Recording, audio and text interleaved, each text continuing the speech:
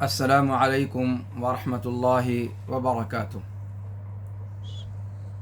الحمد للہ رب العالمین والصلاة والسلام علی اشرف الانبیاء و امام المرسلین نبینا وقدوتنا محمد بن عبد اللہ الامین وعلی آلہ وصحبہ الغر المیامین ومن تبعہم وتابعیہم بإحسان الی یوم الدین، اما بعد۔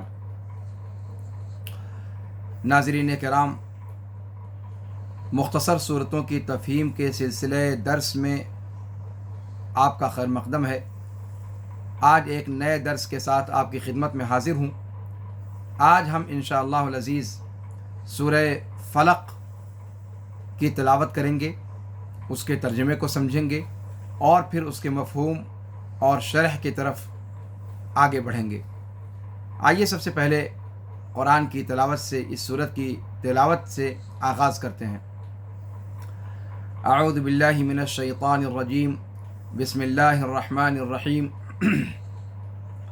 قل اعوذ برب الفلق من شر ما خلق ومن شر غاسق اذا وقب ومن شر النفاثات في العقد ومن شر حاسد اذا حسد۔ اے نبی مکرم صلی اللہ علیہ وسلم، آپ فرما دیجئے کہ میں تاریکی سے صبح کو نمودار کرنے والے رب کے ذریعے پناہ چاہتا ہوں، ہر اس چیز کی برائی سے جسے اس نے پیدا کیا، اور تاریکی کے شر سے جب وہ پوری طرح چھا جائے، اور گرہوں میں پھونک مارنے والیوں کے شر سے، اور حسد کرنے والے کے شر سے جب وہ حسد کرے۔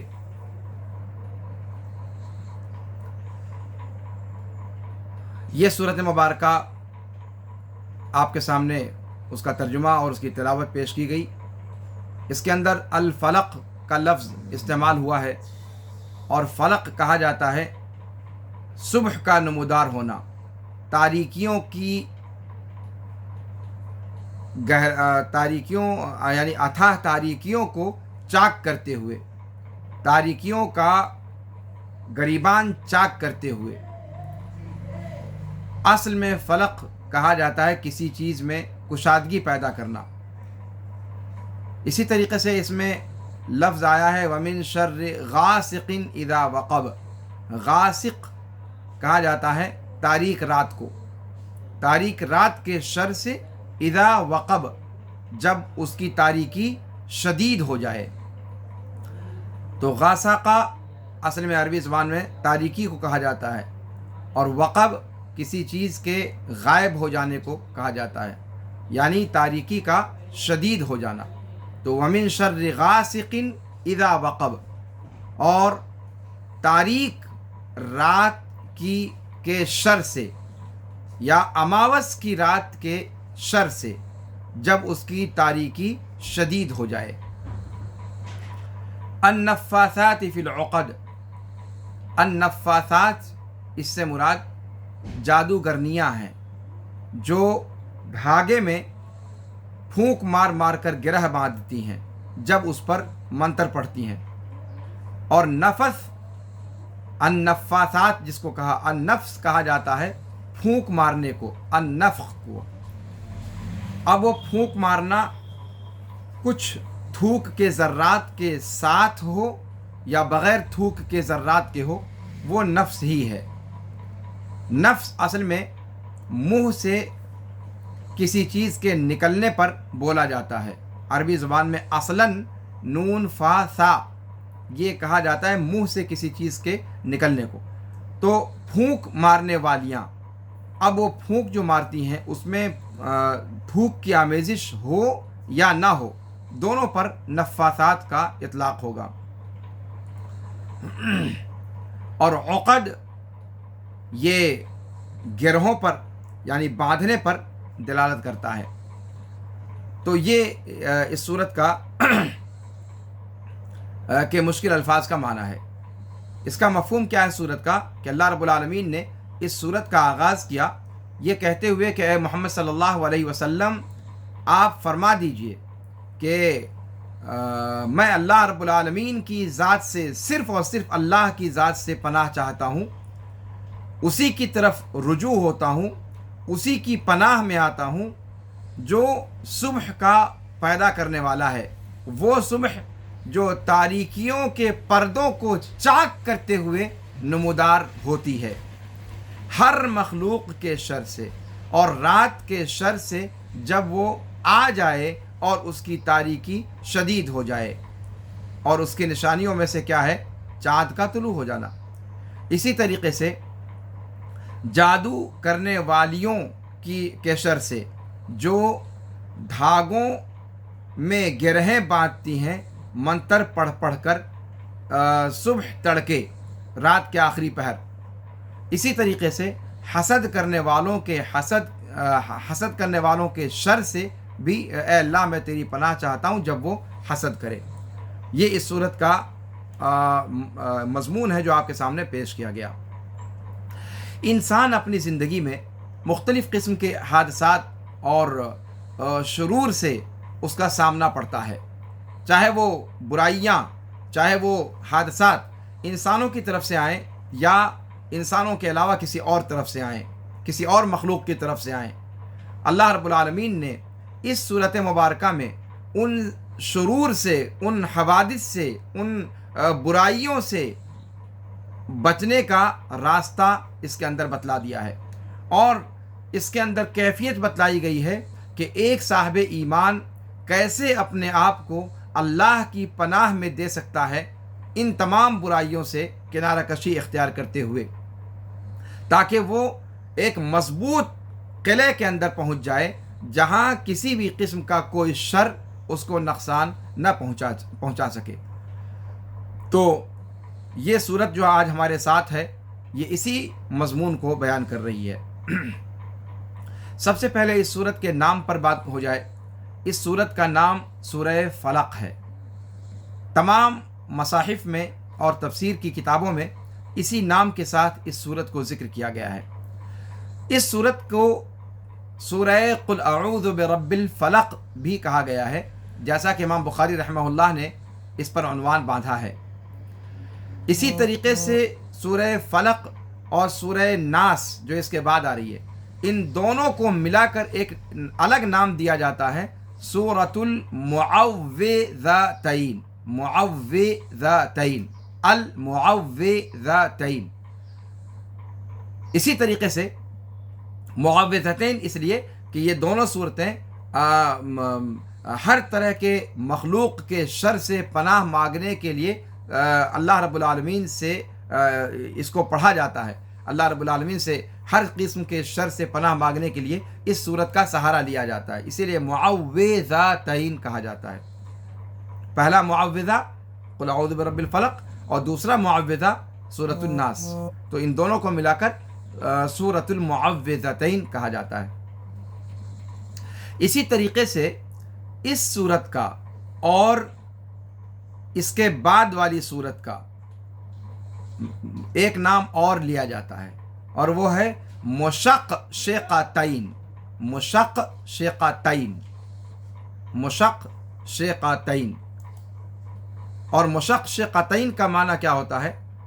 یہ ماخوذ ہے خطیب مشقشق سے، یعنی بے روک ٹوک اور نہایت فصاحت و بلاغت کے ساتھ تقریر کرنے والا، تشبیہ دیتے ہوئے اس کو اونٹوں میں سے جو سب سے مضبوط نر اونٹ ہوتا ہے اس سے تشبیہ دیتے ہوئے کہ جب وہ بولتا ہے تو اپنے منہ سے شقشقہ نکال دیتا ہے، اور شقشقہ یعنی وہ گوشت جو اس کے منہ سے باہر لٹک پڑتا ہے جب وہ غضبناک ہوتا ہے، تو وہاں سے اس کو لیا گیا ہے مشقشقتین۔ اسی طریقے سے اسی نام کو ذرا حرف کی تقدیم و تاخیر کے ساتھ اس کو ایک نام اور دیا گیا ہے۔ ابھی ہم نے کہا مشقشقتین، دوسرا نام یہ دیا گیا ہے مقشقشتین، مشقشقتین کے بجائے مقشقشتین۔ اور مقشقشتین کا کیا معنی ہوتا ہے؟ مقشقشتین، امام قرطبی رحمہ اللہ کہتے ہیں کہ مقشقشتین کا معنی ہوتا ہے کہ یہ دونوں صورتیں انسان کو نفاق سے بری قرار دیتی ہیں،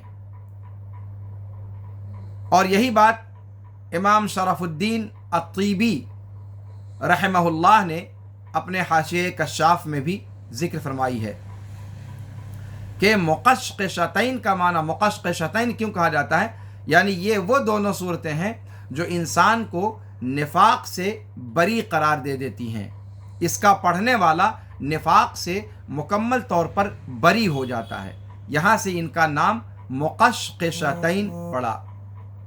تو اب مقشقشتین کا جو لفظ ہے یہ صرف سورہ فلق اور سورہ ناس پر نہیں بولا گیا ہے، یہ قرآن کی 4 صورتوں پر بولا گیا ہے، جن میں سے 2 صورتیں سورہ فلق اور سورہ ناس ہیں، اور بقیہ 2 صورتیں سورہ توبہ اور سورہ کافرون۔ تو سورہ توبہ، سورہ کافرون اور سورہ فلق اور سورہ ناس، ان چاروں پر یہ نام بولا گیا ہے مقشقشہ۔ تو اس کا مطلب یہ ہوا کہ مقشقشات ہیں یہاں پر، لیکن جب مقشقشتین کہا جائے تو معوذتین مراد ہوتے ہیں، یعنی قل اعوذ برب الفلق اور قل اعوذ برب الناس۔ تو یہ اس سورت کے نام ہیں۔ اسی طریقے سے سورۃ الفلق کو سورۃ المعوذۃ الاولی بھی کہا جاتا ہے۔ معوذتین چونکہ ہے نا، 2 معوذہ ہے، تو معوذۃ الاولی یہ ہے، اور المعوذۃ الثانیہ وہ سورۃ الناس ہے۔ اور یہاں پر سورۃ المعوذۃ الاولی جب کہا جاتا ہے تو یہ موصوف کی اضافت صفت کی طرف ہے، جیسا کہ آپ سبھی جانتے ہیں۔ اس سورت کی نوعیت کیا ہے، یعنی نزول کہاں اس کا ہوا؟ کہا گیا کہ یہ مکی ہے، اور کہا گیا کہ یہ مدنی ہے، اور صحیح بات یہ ہے کہ یہ مکی ہے، اور نزول کے اعتبار سے یہ 20ویں سورت ہے جو اللہ کے رسول صلی اللہ علیہ وسلم پر نازل ہوئی۔ یہ سورہ فیل کے بعد اور سورہ ناس سے پہلے نازل ہوئی ہے۔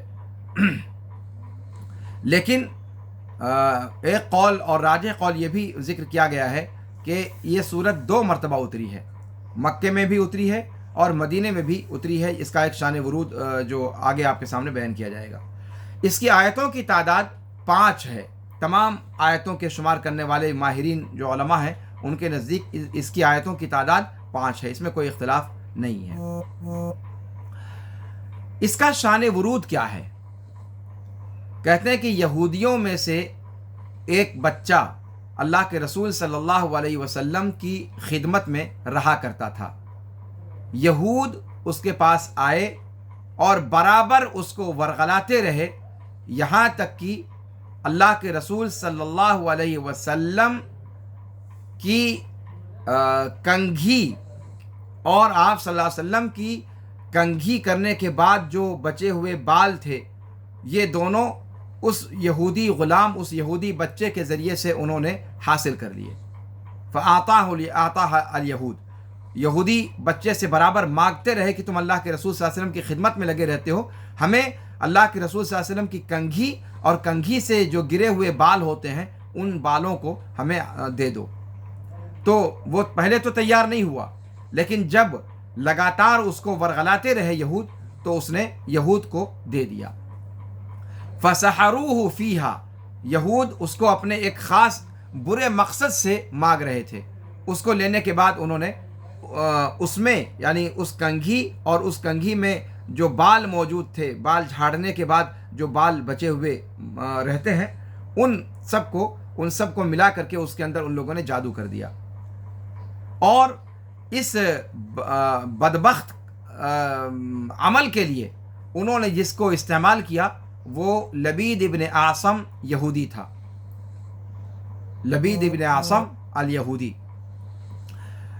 پھر اس کو جادو کرنے کے بعد، اس میں جادو کر لینے کے بعد، پھر اس کو بنی زریق کے ایک کنویں میں لے جا کر ڈال دیا، جس کنویں کا نام ذروان تھا، اس کنویں کا نام ذروان تھا۔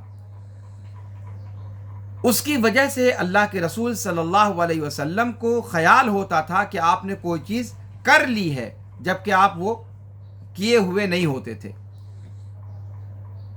یعنی اس طریقے سے آپ کو احساس ہوتا کہ میں نے فلاں کام کر لیا ہے، جبکہ آپ صلی اللہ علیہ وسلم وہ کام آپ نے کیا نہیں ہوتا تھا. تو اس جادو کے اثر سے آپ صلی اللہ علیہ وسلم پر اس طریقے کی کیفیت طاری ہو جاتی تھی. ایک مرتبہ آپ صلی اللہ علیہ وسلم سوئے ہوئے تھے کہ آپ نے خواب میں دیکھا کہ 2 فرشتے آپ کے پاس آئے. ان میں سے ایک آپ کے سر کے پاس اور دوسرا آپ کے پیروں کے پاس بیٹھ گیا. وہ شخص، وہ فرشتہ جو آپ صلی اللہ علیہ وسلم کے سر کے پاس بیٹھا تھا، اس نے کہا کہ اس آدمی کو ہوا کیا ہے؟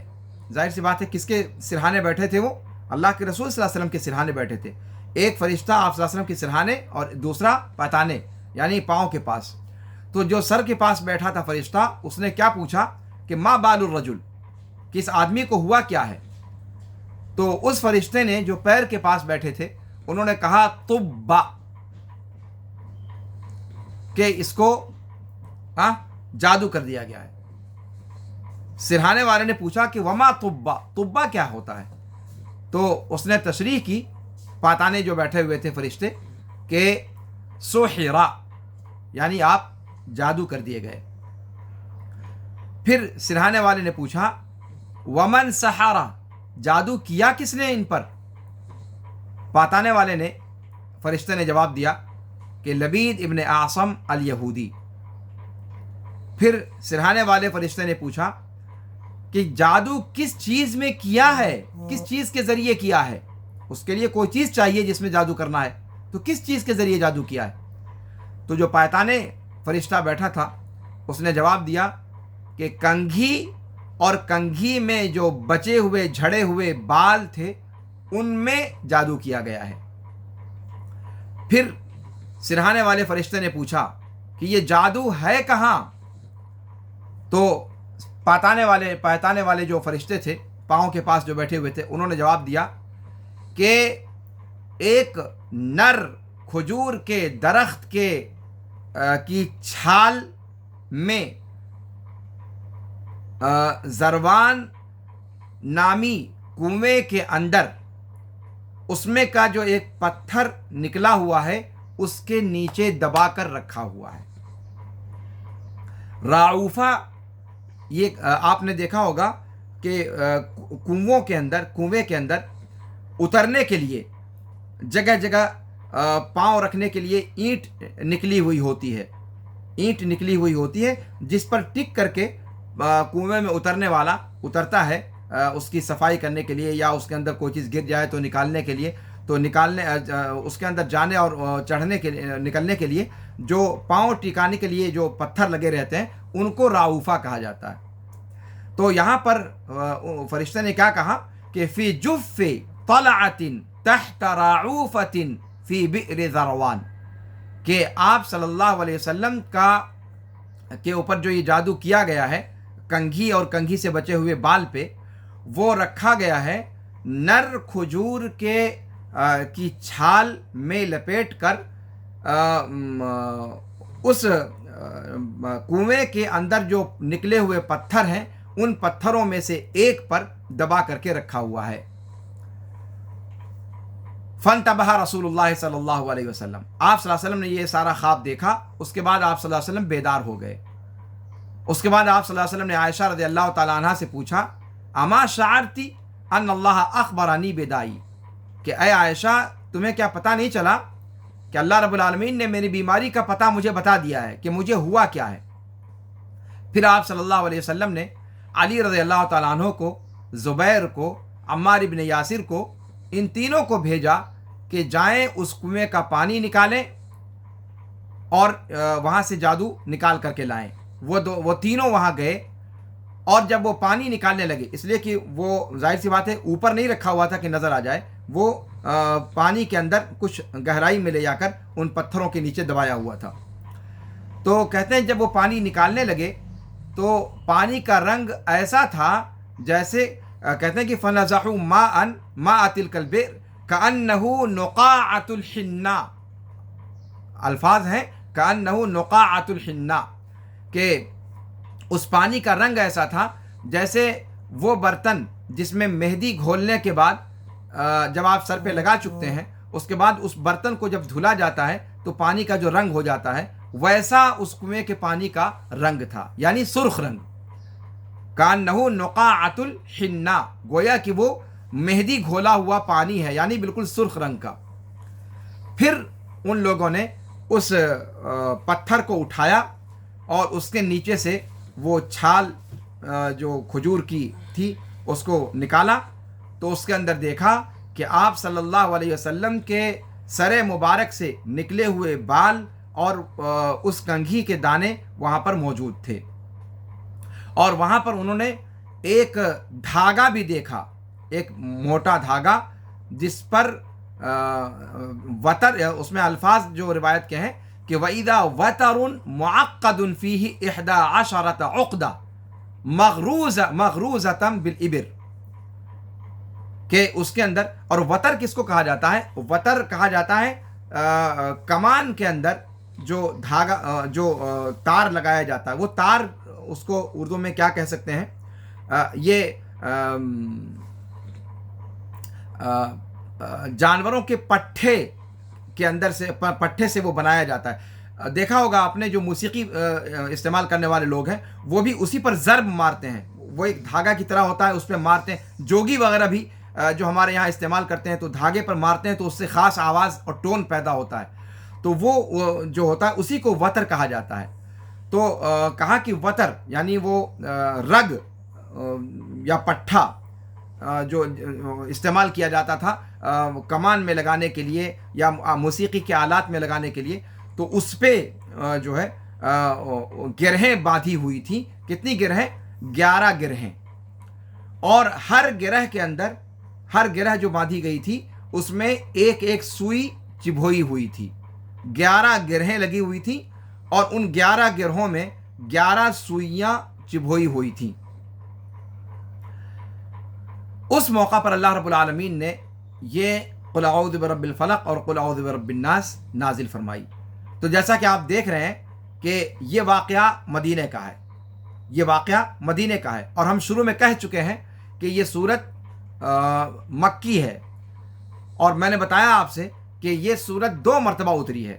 ایک مرتبہ مکے کے اندر جو اس کا اصل نزول ہے، اور اس کے بعد مدینہ کے اندر جب اللہ کے رسول صلی اللہ علیہ وسلم پر جادو کا واقعہ پیش آیا تب دوبارہ اس کو جبریل لے کر کے آئے.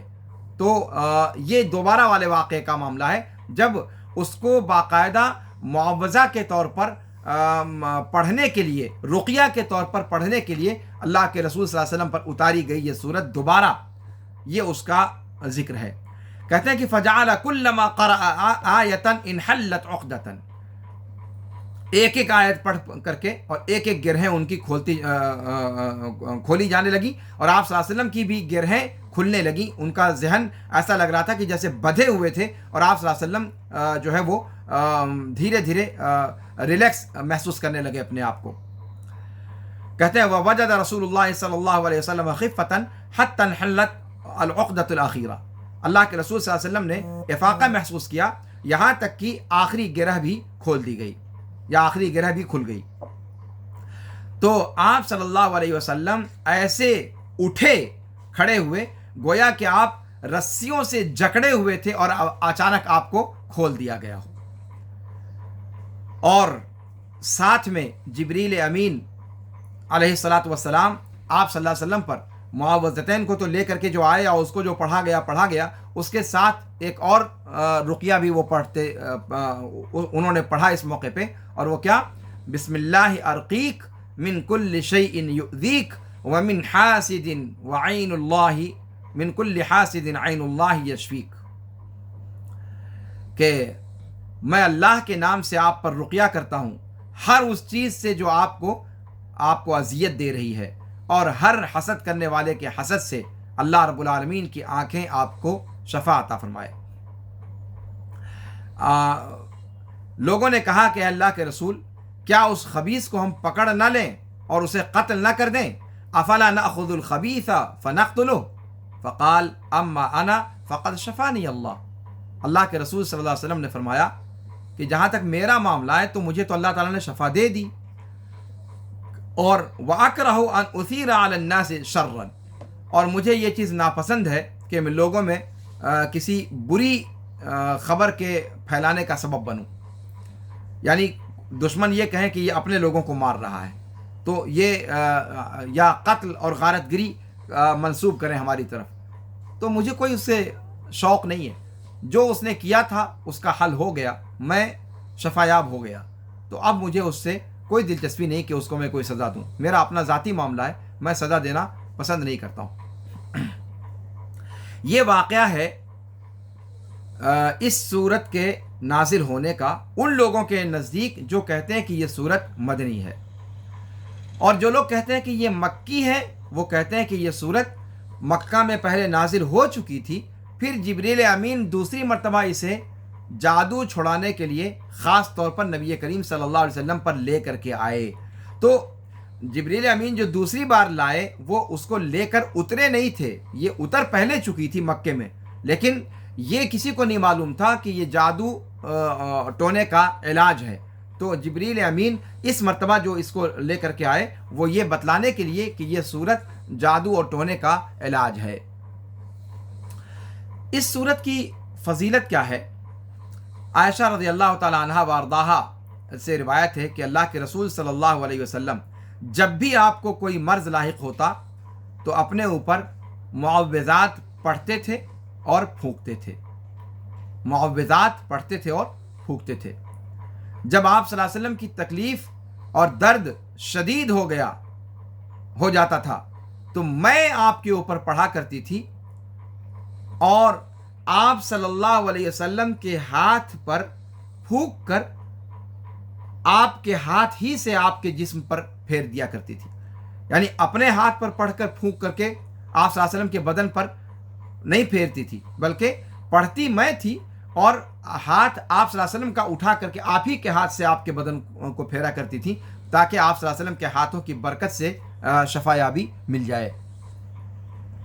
یہ روایت صحیح بخاری کی ہے، امام بخاری رحمہ اللہ نے 5016 نمبر پہ اس کو نقل کیا ہے باب فضل المعوذات کے اندر۔ اسی طریقے سے عائشہ رضی اللہ تعالیٰ عنہا سے مروی ہے اس صورت کی فضیلت میں، ظاہر سی بات ہے معوذات کی فضیلت ہے، یہ صرف سورہ فلق کی فضیلت نہیں ہے، یعنی معوذات جب آپ کہتے ہیں تو 3 معوذات ہو گئے، یعنی اخلاص اور معوذتین تینوں۔ عائشہ رضی اللہ تعالیٰ عنہ فرماتی ہیں کہ نبی کریم صلی اللہ علیہ وسلم جب اپنے بستر کی طرف آتے تھے ہر رات تو اپنی دونوں ہتھیلیوں کو اکٹھا کرتے، پھر اس میں پھونکتے اور پھر اس میں پڑھتے قل هو اللہ احد، قل اعوذ برب الفلق اور قل اعوذ برب الناس۔ یہی ہے معوذات، یہی ہے معوذات، معوذتین قل فلق اور ناس، اور معوذات جب کہہ دیا جمع کا صیغہ تو اس میں سورہ اخلاص بھی شامل ہے۔ کہتی ہیں کہ اپنی ہتھیلیوں کو جمع کرتے، پھر ان میں پھونکتے، پھر ان میں یہ تینوں صورتیں پڑھتے، پھر ان دونوں ہتھیلیوں کو اپنے جسم میں جہاں تک ہو سکتا وہاں تک اپنے ہاتھوں کو پھیرتے تھے۔ ہاں، شروعات اپنے سر سے اور اپنے چہرے سے کرتے تھے اور اپنے سامنے کے جسم پر پہلے پھیرتے تھے، پھر اس کے بعد اپنے پیچھے والے جسم کے پچھلے حصے پر پھیرا کرتے تھے، اور ایسا آپ صلی اللہ علیہ وسلم 3 دفعہ فرمایا کرتے تھے ہر رات جب آپ صلی اللہ علیہ وسلم سونے کے لیے جاتے تھے۔ یہ روایت بھی صحیح بخاری کی ہے 5017 نمبر کی، باب فضل المعوذات میں امام بخاری رحمہ اللہ نے اس روایت کو ذکر کیا ہے۔ اسی طریقے سے عقبہ ابن عامر رضی اللہ عنہ وارضاہ سے روایت ہے، وہ کہتے ہیں کہ اللہ کے رسول صلی اللہ علیہ وسلم نے فرمایا کہ کیا تم نے غور نہیں کیا، تم نے دیکھا نہیں ان آیتوں پر جو آج کی رات اتاری گئیں، ان جیسی آیتیں اس سے پہلے نہیں دیکھی گئیں، کبھی نہیں دیکھی گئیں، لم یورا مثلہن قط، ان جیسی آیات اس سے پہلے کبھی بھی دیکھی نہیں گئیں۔ پھر آپ نے وضاحت کی کون سی آیتیں، قل اعوذ برب الفلق اور قل اعوذ برب الناس، اور یہ روایت صحیح مسلم کی ہے 264 نمبر کی، باب ہے باب فضل قراءۃ المعوذتین، معوذتین کے پڑھنے کی فضیلت کا بیان، اس میں امام مسلم نے اس روایت کو نقل کیا ہے رحمہ اللہ۔ اب آئیے دیکھتے ہیں کہ اس صورت میں اور اس سے پہلے والی صورت میں کیا مناسبت ہے، یعنی سورہ اخلاص میں، اور اس کے بعد جو صورت آ رہی ہے سورہ ناس میں اور سورہ فلق میں کیا مناسبت ہے۔ جب اللہ رب العالمین نے الوہیت کے معاملے کو بیان کر دیا سورہ اخلاص کے اندر، اور اللہ رب العالمین کے ہر عیب اور ہر نقص سے منزہ ہونے کو بیان کر دیا اس اپنی ذات میں اور اپنی صفات میں، تو اس صورت میں اللہ رب العالمین نے بیان فرمایا ان چیزوں کا جس سے اللہ کے ذریعے پناہ طلب کی جائے، یعنی تمام قسم کی برائیوں سے۔ جب اللہ رب العالمین نے سورہ اخلاص میں توحید خالص کو بیان کر دیا اور اس کائنات میں ایمان اور شرک کی مارکہ آرائی ہے، خیر اور شر کی مارکہ آرائی، اور یہ کائنات یہ خیر اور شر کی رزمگاہ ہے، تو جب توحید خالص کا بیان کر دیا تو اور اس چیز کو بیان کر دیا کہ اللہ کے رسول صلی اللہ علیہ وسلم کے اور ان کے دشمنوں کے درمیان اختلاف کی اصل وجہ یہ توحید ہے، اللہ کے دشمنوں اور اللہ کے رسول صلی اللہ علیہ وسلم کے درمیان، تو آپ صلی اللہ علیہ وسلم کو اللہ تعالیٰ نے حکم دیا کہ ہر قسم کی مخلوق کے شر سے وہ پناہ طلب کریں تاکہ وہ انہیں کوئی نقصان نہ پہنچا سکیں، کیونکہ پوری سارے شر کی قوتوں کو چیلنج کر دیا تھا نا اللہ کے رسول صلی اللہ علیہ وسلم نے، تو ایک طرف حق ہے اور ایک طرف باطل کی ساری قوتیں ہیں، تو مخلوقات کے شرور سے پناہ کے لیے اللہ کے رسول صلی اللہ علیہ وسلم کو اللہ رب العالمین نے یہ ہدیہ عطا فرمایا۔ تو سورہ اخلاص کے بعد اس صورت کی مناسبت یہ ہے کہ آپ کو کوئی نقصان نہ پہنچا سکیں وہ لوگ، آپ کی توحید محفوظ رہے، آپ کا جسم اور آپ کا ایمان اور عقیدہ اور آپ کی صحت سب چیزیں محفوظ رہیں، اور خیر و شر کے اس مارکے میں شر کسی بھی چور دروازے سے آپ کے پاس حملہ نہ کر سکے، حملہ آور نہ ہو سکے، اس سے پناہ کے لیے اللہ رب العالمین نے یہ صورت اتاری۔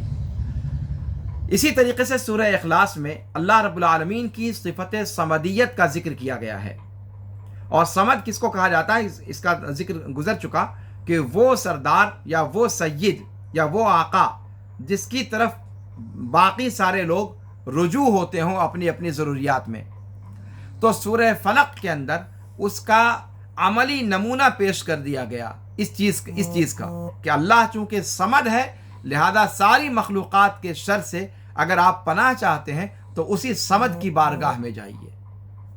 یہ بھی مناسبت سورہ اخلاص سے ہے۔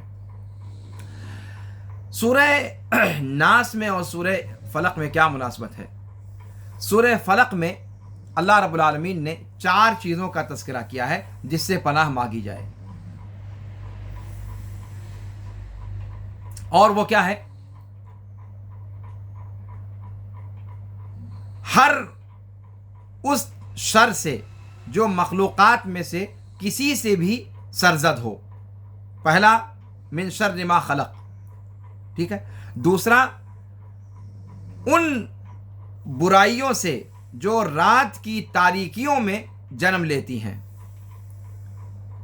رات کی تاریکی میں یا چاند کی غائب ہونے والی تاریکی میں، یعنی اماوس کی رات میں، اماوس کی رات جس میں چاند موجود نہ ہو، تو دوسرا اس کو ذکر کیا گیا۔ تیسرے نمبر پہ جادو کرنے والیوں کے شر سے جو گرہوں میں پھونک مارنے والیاں ہیں، اور چوتھی چیز حاسد کے شر سے جب وہ حسد کرے۔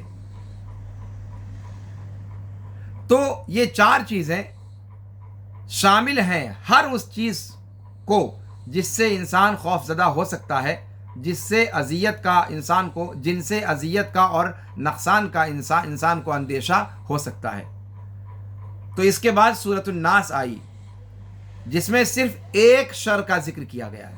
اس کے اندر سورہ فلق میں کتنے شر کا ذکر کیا گیا؟ 4 شر کا، من شر ما خلق ومن شر غاسق اذا وقب ومن شر النفاثات فی العقد، اور چوتھا ومن شر حاسد اذا حسد، 4 شر سے۔ اور اس کے اندر وہ سارے شرور آ گئے جو اس کائنات میں انسان کو لاحق ہو سکتے ہیں، انسان کو نقصان پہنچا سکتے ہیں، انسان کو جن کا اندیشہ ہو سکتا ہے۔ اس کے بعد سورہ ناس آئی جس میں صرف ایک شر سے پناہ مانگی گئی ہے، لیکن وہ ان چاروں شر سے زیادہ خطرناک شر ہے۔ دھیان دیجیے گا، سورہ فلق میں 4 شروں سے پناہ مانگی گئی اور سورہ ناس میں ایک شر سے پناہ مانگی گئی، لیکن سورہ فلق میں جن 4 شرور کا ذکر کیا گیا ہے، سورہ ناس کے اندر جو ایک شر ہے نا، وہ ان چاروں شرور پر بھاری ہے، ان چاروں شرور سے زیادہ خطرناک، زیادہ مہلک اور زیادہ تباہ اور برباد کرنے والا ہے۔ تو اس کا ذکر سورہ ناس میں کیا، اس لیے کہ سورہ ناس میں جس شر کا ذکر کیا گیا ہے اس کا تعلق انسان کے دل سے ہے، اور جب دل بگڑ جائے تو ہر چیز بگڑ جاتی ہے، اور جب دل درست رہے تو ہر چیز ٹھیک ٹھاک رہتی ہے۔ اسی لیے سورہ ناس خاص طور پر وہ وسواس الخناس کے شر سے اس کے اندر پناہ مانگی گئی ہے، جو لوگوں کے دلوں میں وسوسے ڈالتا ہے، خواہ وہ جنات میں سے ہو یا انسانوں میں سے۔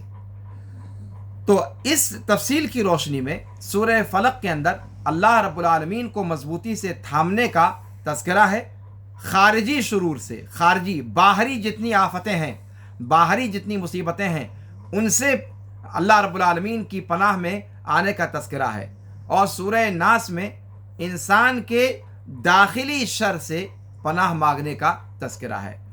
داخلی شر یہ خارجی شرور کے مقابلے میں زیادہ خطرناک ہے، اس لیے کہ داخلی شر خارجی شرور جو ہیں وہ کہاں اثر انداز ہوتے ہیں؟ یا تو آپ کی صحت ڈسٹرب کر دیں گے، آپ کو بیمار کر دیں گے، آپ کو کسی حادثے سے دوچار کر دیں گے، یہی سب چیزیں انسان کے جسم کو نقصان پہنچا سکتے ہیں۔ وہ ہلکا ہے معاملہ، لیکن یہ جو انسان کی وہ داخلی شر جو انسان کو داخلی طور پر حملہ آور ہوتا ہے، دل پر حملہ آور ہوتا ہے اور انسان کے عقیدے کو فاسد کر دیتا ہے، یہ تو انسان کی روح کو ہی رسوا کر دیتا ہے۔ جسم کا تو معاملہ بسیط ہے، یہ جسم تو ویسے بھی فنا ہونا ہے، لیکن اگر انسان کا عقیدہ فاسد ہو جائے تو پھر انسان ابد الآباد کے لیے جہنم رسید ہو جاتا ہے، تو وہ زیادہ خطرناک ہے نا معاملہ۔ اسی لیے کہا کہ ان دونوں صورتوں کے اندر اللہ رب العالمین نے پہلی صورت میں ظاہری جو برائیاں ہیں، ظاہری جو فتنے اور شرور ہیں، ان سے پناہ مانگنے کا حکم دیا ہے اللہ تعالیٰ کی، اور آخری صورت جو سورہ ناس ہے اس کے اندر داخلی جو فتنہ اور شر ہے اس سے پناہ مانگنے کا حکم دیا گیا ہے، اور جو داخلی برائیاں شرور ہیں ان تمام سے اللہ کی پناہ میں آنے کا اس کے اندر ذکر کیا گیا ہے۔ تو یہ مناسبت ہے سورہ فلق اور سورہ ناس کے اندر۔ اس سورت کا بنیادی مقصد کیا ہے؟ اللہ رب العالمین کی پناہ میں آنا، اللہ رب العالمین کے دامن کو تھامنا، اللہ رب العالمین کے سے پناہ طلب کر لینا ہر قسم کے ظاہری شرور سے۔ آیت نمبر 1 سے 2 میں اللہ رب العالمین کی طرف رجوع کا بیان ہے اور تمام قسم کے شرور سے، شروں سے پناہ مانگنے کا تذکرہ ہے، اور تیسری آیت سے لے کر 5ویں آیت تک اللہ رب العالمین کی پناہ مانگی گئی ہے ان برائیوں سے جو رات کو نمودار ہوتی ہیں، یا جادوؤں کے شر سے، یا پھر حسد کرنے والوں کے شر سے۔ یہ اس صورت کا اجمالی جو ہے وہ تعارف آپ کے سامنے پیش کیا گیا۔ شان ورود کے تعلق سے جو بات آپ کے سامنے میں نے رکھی وہ روایت اسباب النزول امام واحدی کی، وہاں سے لیا گیا تھا، لیکن احادیث کی کتابوں کے اندر بھی صحیح احادیث کے اندر یہ شان نزول مروی ہے۔ زید بن ارقم رضی اللہ عنہ وارضاہ کی روایت سے یہ چیز مروی ہے۔ اسی طریقے سے عائشہ رضی اللہ تعالیٰ عنہ وارضاہ کی روایت سے بھی یہ شان نزول آیا ہوا ہے، اور اس کے اندر کچھ اجمال اور تفصیل ہے اسی واقعے کی جو میں نے آپ کے سامنے پیش کیا۔ تو اللہ کے رسول صلی اللہ علیہ وسلم کو اللہ تعالیٰ نے اس صورت میں حکم دیا کہ اے نبی صلی اللہ علیہ وسلم آپ کہہ دیجئے کہ میں فلق کے رب سے، میں پناہ چاہتا ہوں فلق کے رب سے، فلق کے رب سے، یعنی اے محمد صلی اللہ علیہ وسلم آپ کہہ دیجئے اللہ سے، صرف اللہ سے پناہ طلب کرتے ہوئے کہ میں اللہ کی پناہ چاہتا ہوں صبح کو پیدا کرنے والے خالق سے۔ اور کون سی صبح؟ جو تاریکیوں کا پردہ چاک کر کے نمودار ہوتی ہے، تاریکیوں کی کوکھ سے برآمد ہوتی ہے، اس صبح کے خالق سے میں پناہ چاہتا ہوں۔ جیسا کہ اللہ تعالیٰ نے دوسری جگہ پر فرمایا سورہ انعام کے اندر آیت نمبر 96، فارق الاصباح، صبح کو پھاڑ کر طلوع کرنے والا، تاریکیوں کو پھاڑ کر چاک کر کے، تاریکیوں کی تہ سے صبح کو نمودار کرنے والا، تاریکیوں کے پردے کو چاک کر دینے والا، چاک کر کے صبح کو طلوع کرنے والا۔ زر ابن حبیش سے روایت ہے رحمہ اللہ، کہتے ہیں کہ میں نے ابی ابن کعب رضی اللہ عنہ وارضاہ سے معوذتین کے بارے میں سوال کیا، تو انہوں نے کہا کہ میں نے اللہ کے رسول صلی اللہ علیہ وسلم سے پوچھا تو آپ نے کہا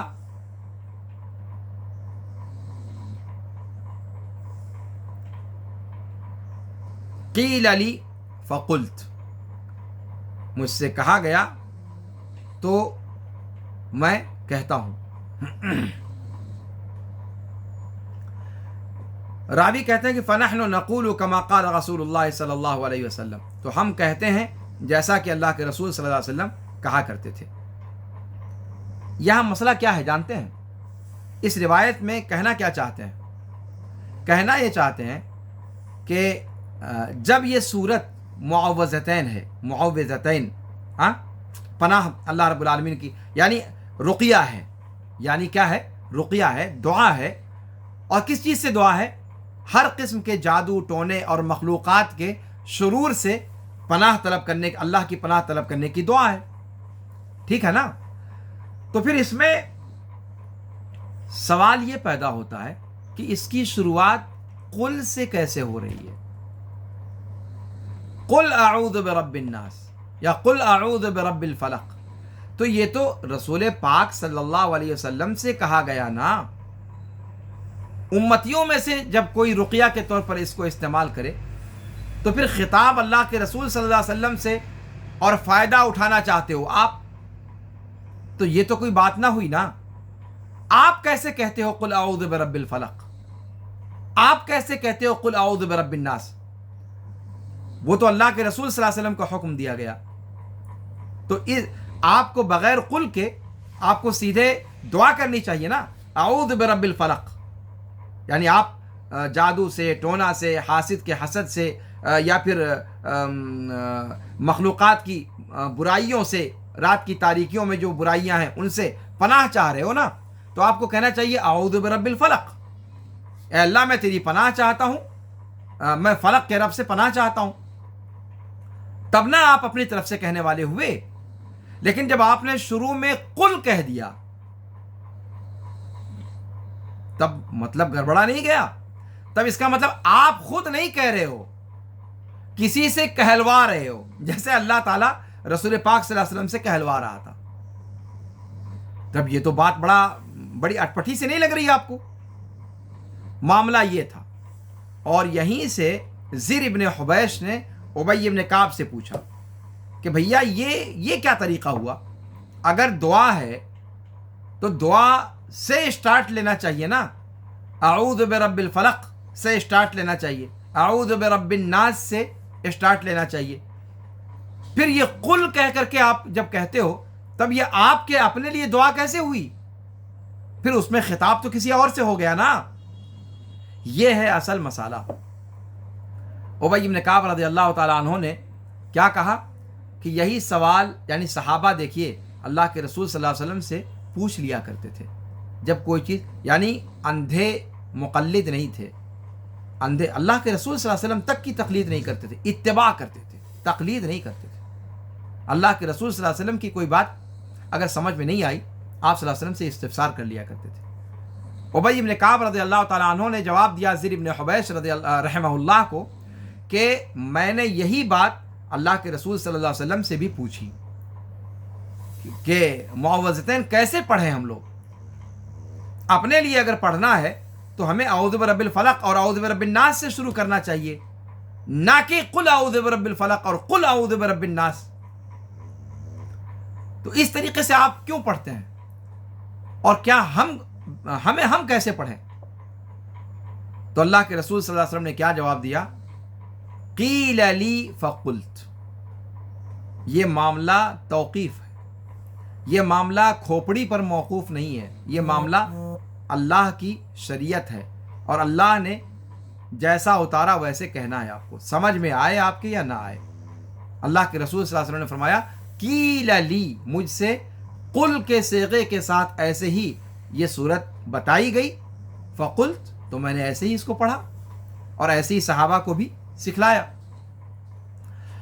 تو ابی بن کعب کہتے ہیں تو جب اللہ کے رسول صلی اللہ علیہ وسلم نے جیسا ان سے کہا گیا ویسا انہوں نے کہا، تو ہم بھی ویسے ہی کہتے ہیں جیسے رسول پاک صلی اللہ علیہ وسلم کہا کرتے تھے، تو یعنی ہم قل اعوذ برب الفلق و قل اعوذ برب الناس ہی کہیں گے۔ جی، اس کے بعد اللہ تعالیٰ نے فرمایا من شر ما خلق، یعنی میں پناہ طلب کرتا ہوں، پناہ میں آتا ہوں اللہ رب العالمین کی ہر مخلوق کے شر سے۔ ہر وہ مخلوق جس کے اندر کوئی شر پایا جاتا ہے، اس مخلوق سے اور اس مخلوق کی شر سے اللہ کی پناہ میں آتا ہوں، خواہ وہ مخلوق انسانوں میں سے ہو، جنات میں سے ہو، حیوانات میں سے ہو، آندھیاں ہوں یا اور کوئی مخلوق ہو، کسی کی بھی مخلوق جس کے اندر شر پایا جاتا ہو، ہم ان مخلوقات کے شر سے اللہ رب العالمین کی پناہ میں آتے ہیں، یا میں اللہ کی پناہ میں آتا ہوں۔ ابو سعید خدری رضی اللہ عنہ وارضاہ سے روایت ہے، وہ کہتے ہیں کہ رسول پاک صلی اللہ علیہ وسلم جنوں سے پناہ طلب کیا کرتے تھے، اللہ کی پناہ طلب کرتے تھے جن سے اور انسان کی آنکھ سے، یعنی نظر بد سے، یہاں تک کہ معوذتین اتریں۔ جب یہ دونوں صورتیں اتر گئیں تو اللہ کے رسول صلی اللہ علیہ وسلم انہی دونوں صورتوں کو پڑھ کر رقیہ کیا کرتے تھے، اور اس کے علاوہ جو دعائیں تھیں ان کو آپ صلی اللہ علیہ وسلم نے چھوڑ دیا۔ خولہ بنت حکیم السلمیہ رضی اللہ عنہا وارضاہا وہ کہتی ہیں کہ میں نے رسول پاک صلی اللہ علیہ وسلم کو فرماتے ہوئے سنا کہ جو بندہ کسی نئی جگہ میں اترے پھر وہ پڑھ لے اعوذ بکلمات اللہ التامات من شر ما خلق لم یضرہ شیء حتی یرتحل من منزلہ ذلک، کہ بندہ اگر کسی نئی جگہ پر قیام کرے، نئی جگہ پر اترے سفر کے اندر، اور یہ پڑھ لے کہ اعوذ بکلمات اللہ التامات من شر ما خلق، کوئی چیز اس کو نقصان نہیں پہنچا سکتی یہاں تک کہ وہ اپنی اس جگہ سے کوچ کر جائے۔ اور کیا مطلب ہوا اس دعا کا کہ اے اللہ میں اللہ کے کلمات سے پناہ طلب کرتا ہوں، ان کلمات سے جو کامل اور مکمل ہیں۔ کس چیز سے پناہ چاہتا ہوں؟ ہر اس مخلوق کے شر سے جسے اللہ نے پیدا کیا، ہر اس چیز کے شر سے جسے اللہ نے پیدا کیا، یعنی ہر مخلوق کے شر سے۔ تو گویا یہ دعا من شر ما خلق کی تفسیر ہوئی، اعوذ بکلمات اللہ التامات من شر ما خلق، یہ دعا گویا من شر ما خلق جو سورہ فلق میں کہا گیا ہے اسی آیت کی یہ تفسیر ہوئی۔ ابو ہریرہ رضی اللہ تعالیٰ عنہ وارضاہ سے روایت ہے، وہ کہتے ہیں کہ ایک آدمی نبی کریم صلی اللہ علیہ وسلم کے پاس آیا اور کہا کہ اے اللہ کے رسول،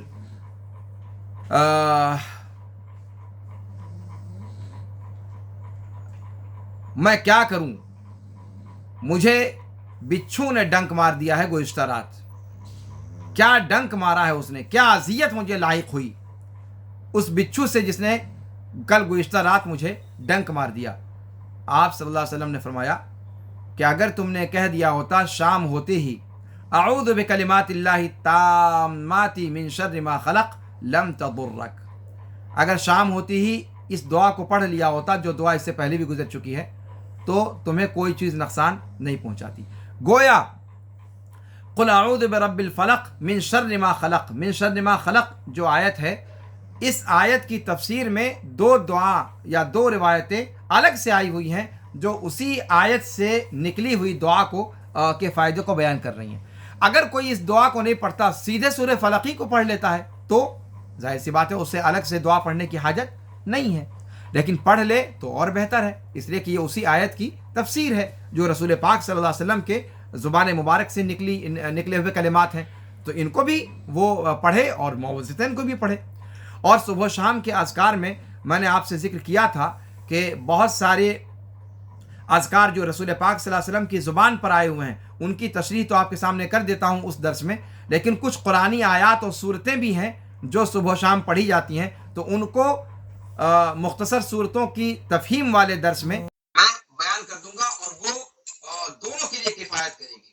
یعنی قرآن کی تفسیر بھی ہو جائے گی، اور وہ صبح و شام کے اذکار میں جو یہ صورتیں پڑھی جاتی ہیں وہاں بھی اس کو سمجھا جا سکتا ہے. تو یہ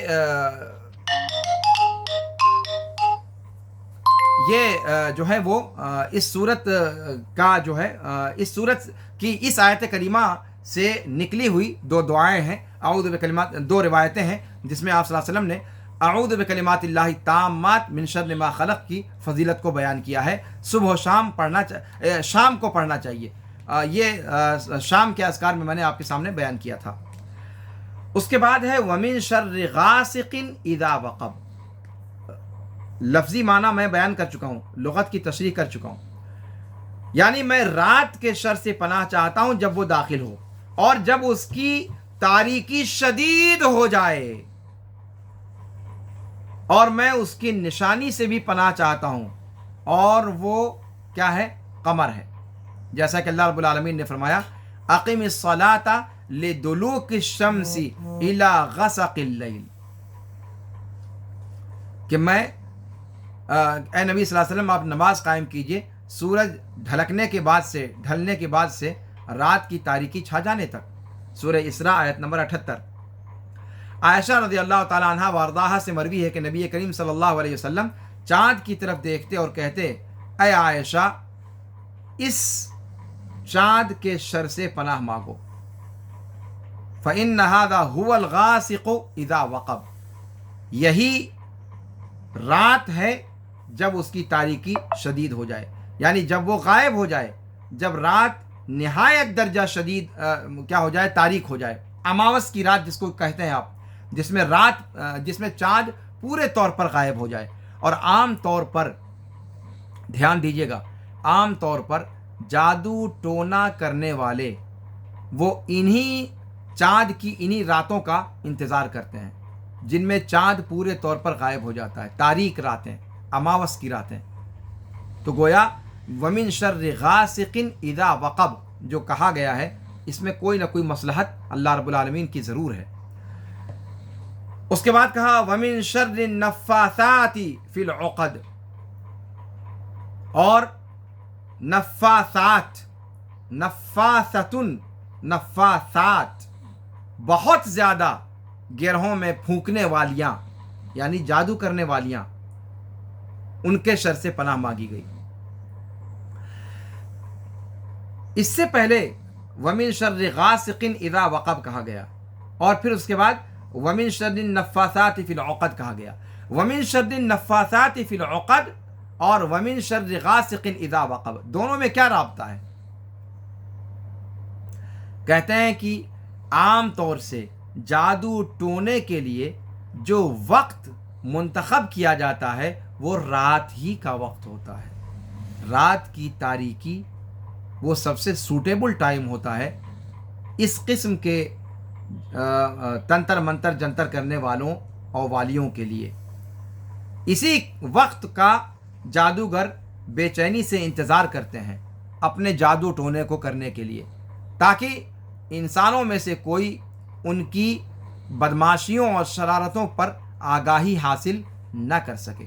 جب پوری کائنات نیند کی آغوش میں ہو، اور خاص طور سے رات کے پچھلے پہر جب نیند گہری ہو جاتی ہے اور کوئی جاگ نہیں رہا ہوتا، ایسے موقع پر یہ جادو ٹونا کرنے والیاں جادو ٹونا کرتی ہیں۔ تو چونکہ رات کے وقت میں کرتی ہیں، تو جب اس سے پہلے کہا وَمِن شَرِّ غَاسِقٍ اِذَا وَقَبَ، تو اس کے بعد اس رات میں جادو ٹونا کرنے والیوں کا، چونکہ وہ رات ہی میں کرتی ہیں، اس لیے ان کا تذکرہ اس آیت کے بعد کیا گیا، وَمِن شَرِّ النَّفَّاثَاتِ فِي الْعُقَدِ، یعنی اے اللہ میں جادو گرنیوں کی برائی سے تیری پناہ چاہتا ہوں، جو دھاگوں کے اندر پھونک پھونک پر کر یا جنتر پڑھ کر کے اور گرہیں مارتی ہیں، یہاں تک کہ وہ چیزیں پوری ہو جاتی ہیں جن کا ان جادوگرنیوں نے جادو سے ارادہ کر رکھا ہے۔ اللہ تعالیٰ نے فرمایا سورہ بقرہ کے اندر کہ وَمَا هُمْ بِضَارِّينَ بِهِ مِنْ أَحَدٍ إِلَّا بِإِذْنِ اللَّهِ، کہ یہ جادوگر کسی کو رتی ماشا برابر بھی نقصان پہنچانے والے نہیں ہیں مگر اللہ کے حکم سے، کسی کو وہ اپنے طور پر نقصان پہنچانے پر قادر نہیں ہے، اللہ رب العالمین کی اجازت کے بغیر۔ اللہ رب العالمین کی اجازت ہوتی ہے تب جادو اثر کرتا ہے، اور یہ اللہ رب العالمین کے رازوں میں سے ایک راز ہے، اپنے بندوں کو وہ آزماتا ہے، آزمائش کے لیے اللہ رب العالمین اس طرح کی چیزوں کو اس کائنات میں رکھتا ہے۔ اسی طریقے سے اس کے بعد اللہ تعالیٰ نے فرمایا وَمِن شَرِّ حَاسِدٍ إِذَا حَسَدَ، رات کی تاریکی کے شر سے پناہ مانگی، پھر جادوگرنیوں کے شر سے پناہ مانگی، اس کے بعد حاسدین کے حسد سے پناہ مانگی۔ حاسدین کے حسد میں اور جادوگرنیوں میں کیا مناسبت ہے؟ وَمِن شَرِّ النَّفَّاثَاتِ فِي الْعُقَدِ، اس کے بعد کہا وَمِن شَرِّ حَاسِدٍ إِذَا حَسَدَ، تو ان دونوں میں کیا مناسبت ہے؟ حسد کرنے والے میں اور جادو کرنے والیوں میں۔ کہتے ہیں کہ حاسد کے شر کو جادوگر کے شر پر عطف کیا گیا ہے، جو رات کے شر پر معطوف ہے، یعنی جادوگر کا شر وہ رات کے شر پر معطوف ہے، اور حاسد کے شر سے جو پناہ مانگی گئی ہے اس کے شر کو عطف کیا گیا ہے جادوگر کے شر پر۔ تو مناسبت کیا ہے معطوف علیہ میں؟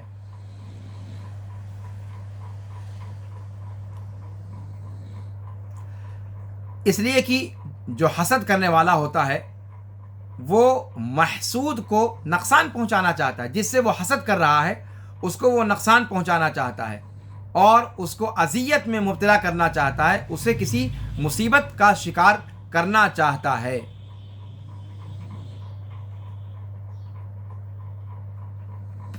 اور یہی بات جادوگر بھی چاہتا ہے کہ وہ نعمت جو اس بندے کو حاصل ہے وہ نعمت اس کی ختم ہو جائے۔ جادوگر بھی اسی لیے جادو کرتا ہے، اور حسد کرنے والا بھی اپنے محسود سے حسد اسی لیے کرتا ہے کہ اس کے پاس کوئی چیز ہے جو اس کے پاس نہیں ہے، اور یہ چاہتا ہے کہ اس کے پاس والی چیز جو نعمت ہے وہ چھن جائے۔ اور اس لیے بھی ان دونوں کا عطف رات پر کیا گیا کہ حسد کی جو ٹیس اٹھتی ہے وہ اکثر و بیشتر رات کے وقت میں اٹھتی ہے، اس لیے کہ رات میں انسان تنہا ہوتا ہے، اور اس وقت انسان کے جو واہی تباہی خیالات ہوتے ہیں وہ انسان کے اندر پوری طرح سے قابو پا لیتے ہیں۔ دن میں انسان اپنے کاروبار میں لگا ہوا ہے، لوگوں سے ملنے جلنے میں لگا ہوا ہے، اسے فرصت ہی نہیں ہوتی کہ وہ ان سب خرافات کے بارے میں سوچے، لیکن جب رات کو بستر پہ آتا ہے، جب تنہائی میسر آتی ہے، پوری کائنات سکوت پر میں چلی جاتی ہے، پھر وہ ساری باتیں اس کے ذہن میں آتی چلی جاتی ہیں، تو خیالات کی آماج گاہ بن جاتا ہے اس کا دل، اور حاسد ہے تو وہ اس وقت جلن اور کڑھن کا شکار ہو جاتا ہے، اور شاندار قسم کے گدے اس کے لیے کانٹوں کا بستر بن جاتا ہے، کانٹوں کی سیج بن جاتی ہے اس کا بستر۔ تو راتوں میں ان حسد کے جو اثرات ہیں یہ رات کے وقت میں حسد کرنے والے پر پوری طریقے سے غلبہ پا جاتے ہیں، اور یہاں سے حسد کرنے والوں کے شر سے رات کے شر سے پناہ مانگنے کے بعد اور جادوگر کے شر سے پناہ مانگنے کے بعد تیسرے نمبر پہ اس کو رکھا گیا ہے۔ اور جادوگر میں اور حاسد میں یہ چیز آپ جانتے ہیں کہ جادو پر جو سب سے بڑی چیز ہے جو ابھارتی ہے، وہ کیا چیز ہے جو ابھارتی ہے؟ وہ حسد ہے۔ حسد ہی انسان کو کسی کی نعمت چھیننے کے لیے ہی انسان جادو ٹونا کا سہارا لیتا ہے۔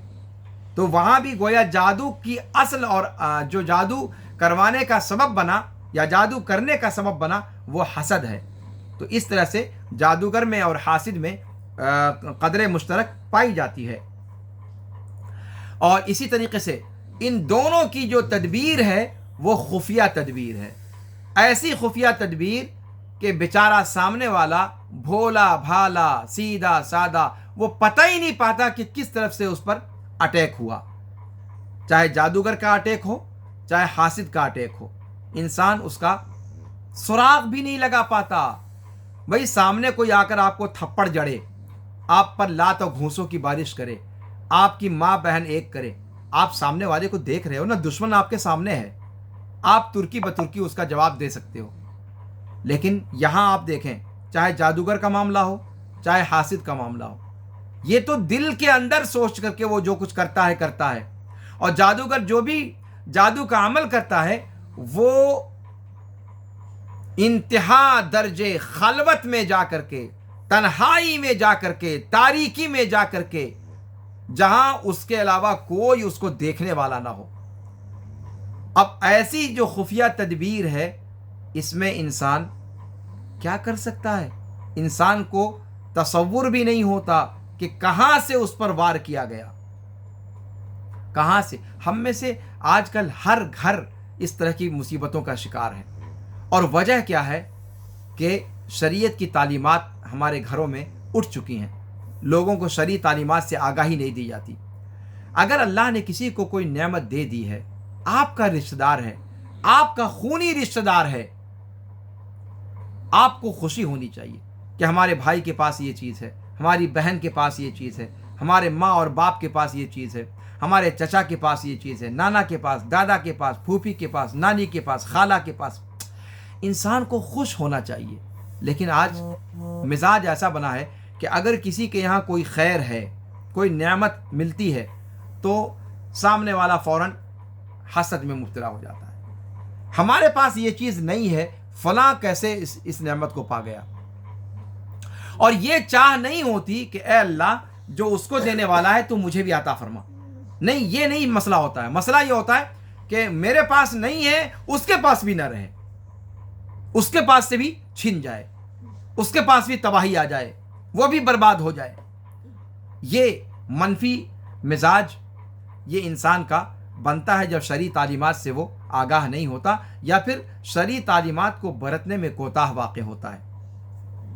تو یہ ہے حسد اور جادو کے اندر قدر مشترک، کہ جادو کی اصل بھی حسد سے جڑی ہوئی ہے، اور حسد ہی بیس بنتا ہے جادو ٹونا کا سہارا لینے پر۔ تو اللہ تعالیٰ نے اس کے بعد کہا کہ وَمِن شَرِّ حَاسِدٍ اِذَا حَسَد، یعنی ہر حسد کرنے والے کے شر سے میں تیری پناہ چاہتا ہوں۔ اب یہاں پر ایک چیز ذہن میں رکھیں آپ، کہ حسد کرنے والا صرف انسان نہیں ہوتا، حسد انسان بھی کرتے ہیں، اپنے بھی کرتے ہیں، بیگانے بھی کرتے ہیں انسانوں میں سے، لیکن صرف انسان ہی نہیں کرتے، جنات بھی کرتے ہیں، جنات بھی کرتے ہیں۔ اور یہ تو ہم سبھی جانتے ہیں، جب ابلیس کو دھتکارا گیا تو کیا کہا تھا اللہ تعالیٰ سے کہ اس انسان کی وجہ سے ہم کو دھتکارا گیا، اس انسان کو میں نہیں چھوڑوں گا۔ ثم لآتینہم من بین ایدیہم ومن خلفہم وعن ایمانہم وعن شمائلہم ولا تجد اکثرہم شاکرین۔ اللہ کو چیلنج کیا کہ اس انسان کے آگے سے، پیچھے سے، دائیں سے، بائیں سے آؤں گا اور اسے میں گمراہ کر کے چھوڑوں گا، جیسے میں برباد ہوا اسے بھی برباد کر کے چھوڑوں گا۔ تو اس نے تو روز ازل ہی میں اس کی قسم لے رکھی ہے، یہ تہیا کر رکھا ہے تو اس سے بڑا حاسد ہمارا اور کون ہو سکتا ہے؟ ہمارا وجود جس کے اوپر جس کو دیکھنا گوارا نہیں ہے، وہ ہمارے وجود ہی کو دیکھنا نہیں چاہتا ہے، اس لیے کہ ہماری وجہ سے وہ رادۂ درگاہ ہوا۔ تو اس لیے جب حاسد کا لفظ کہا جاتا ہے تو ہمارا ذہن عام طور پہ جاتا ہے زید عمر بکر کی طرف۔ نہیں صاحب، یہ تو دوسرے نمبر کے حاسدین ہیں۔ اس سے بڑا جو حاسد ہے، جو انسانیت ہی کا حاسد ہے، وہ ہے حضرت ابلیس لعنہ اللہ اور اس کے حواری مواری۔ تو حاسدین میں شیطان بھی داخل ہیں، جنات بھی داخل ہیں، اور جنات کبھی نہیں چاہتا، شیطان کبھی نہیں چاہتا کہ انسان اللہ کی نعمتوں میں پلے بڑھے، اللہ کی نعمتوں میں پلے بڑھے اور خوش و خرم زندگی گزارے۔ یہ جنات اور شیطان کبھی دیکھ نہیں سکتے۔ جنات مطلب جو شریر شیطان ہوتے ہیں، جناتوں میں سے جو شریر ہوتے ہیں جن کو شیطان کہا جاتا ہے۔ تو نظر بد کا معاملہ ہے یا حسد کا معاملہ ہے تو یہ انسان کو کسی کی بھی لگ سکتی ہے، انسانوں کی بھی لگ سکتی ہے، جنات کی بھی لگ سکتی ہے، اور تو اور انسان کی خود اپنی نگاہ انسان کو لگ سکتی ہے۔ انسان اسی لیے تو اللہ کے رسول صلی اللہ علیہ وسلم نے آئینہ دیکھنے کی دعا سکھلائی ہے کہ انسان جب اپنے آپ کو آئینے میں دیکھے تو دعا پڑھ لیا کرے، تاکہ انسان ایسا نہ ہو کہ خود اس کا حسن، اس کی اچھائی، اس کی نیکی اس کو آنکھوں میں بھا جائے خاص طریقے پر، اور وہ خود اپنی ہی نظروں کا نظر بد کا شکار ہو جائے۔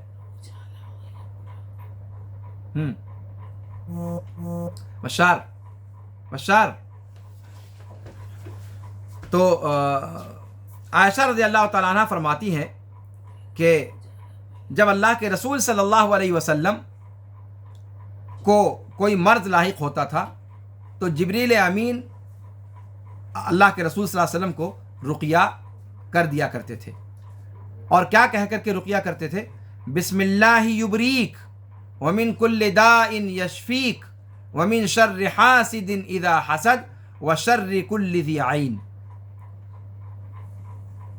کہ اللہ کے نام سے اللہ تعالیٰ آپ کو شفا دے، ہر قسم کی بیماری سے آپ کو تندرستی عطا فرمائے، ہر حسد کرنے والے کے شر سے جب وہ حسد کرے، اور ہر بری نظر والے کے شر سے، ہر بری نظر والے کے شر سے اللہ آپ کو پناہ عطا فرمائے۔ تو گویا جبریل امین اس رقیہ کے ذریعے سے اللہ کے رسول صلی اللہ علیہ وسلم کو رقیہ کیا کرتے تھے، اور یہی ومن شر حاسد اذا حسد کی کہہ کر کے سورہ فلق میں اس کے شر سے پناہ مانگی گئی ہے۔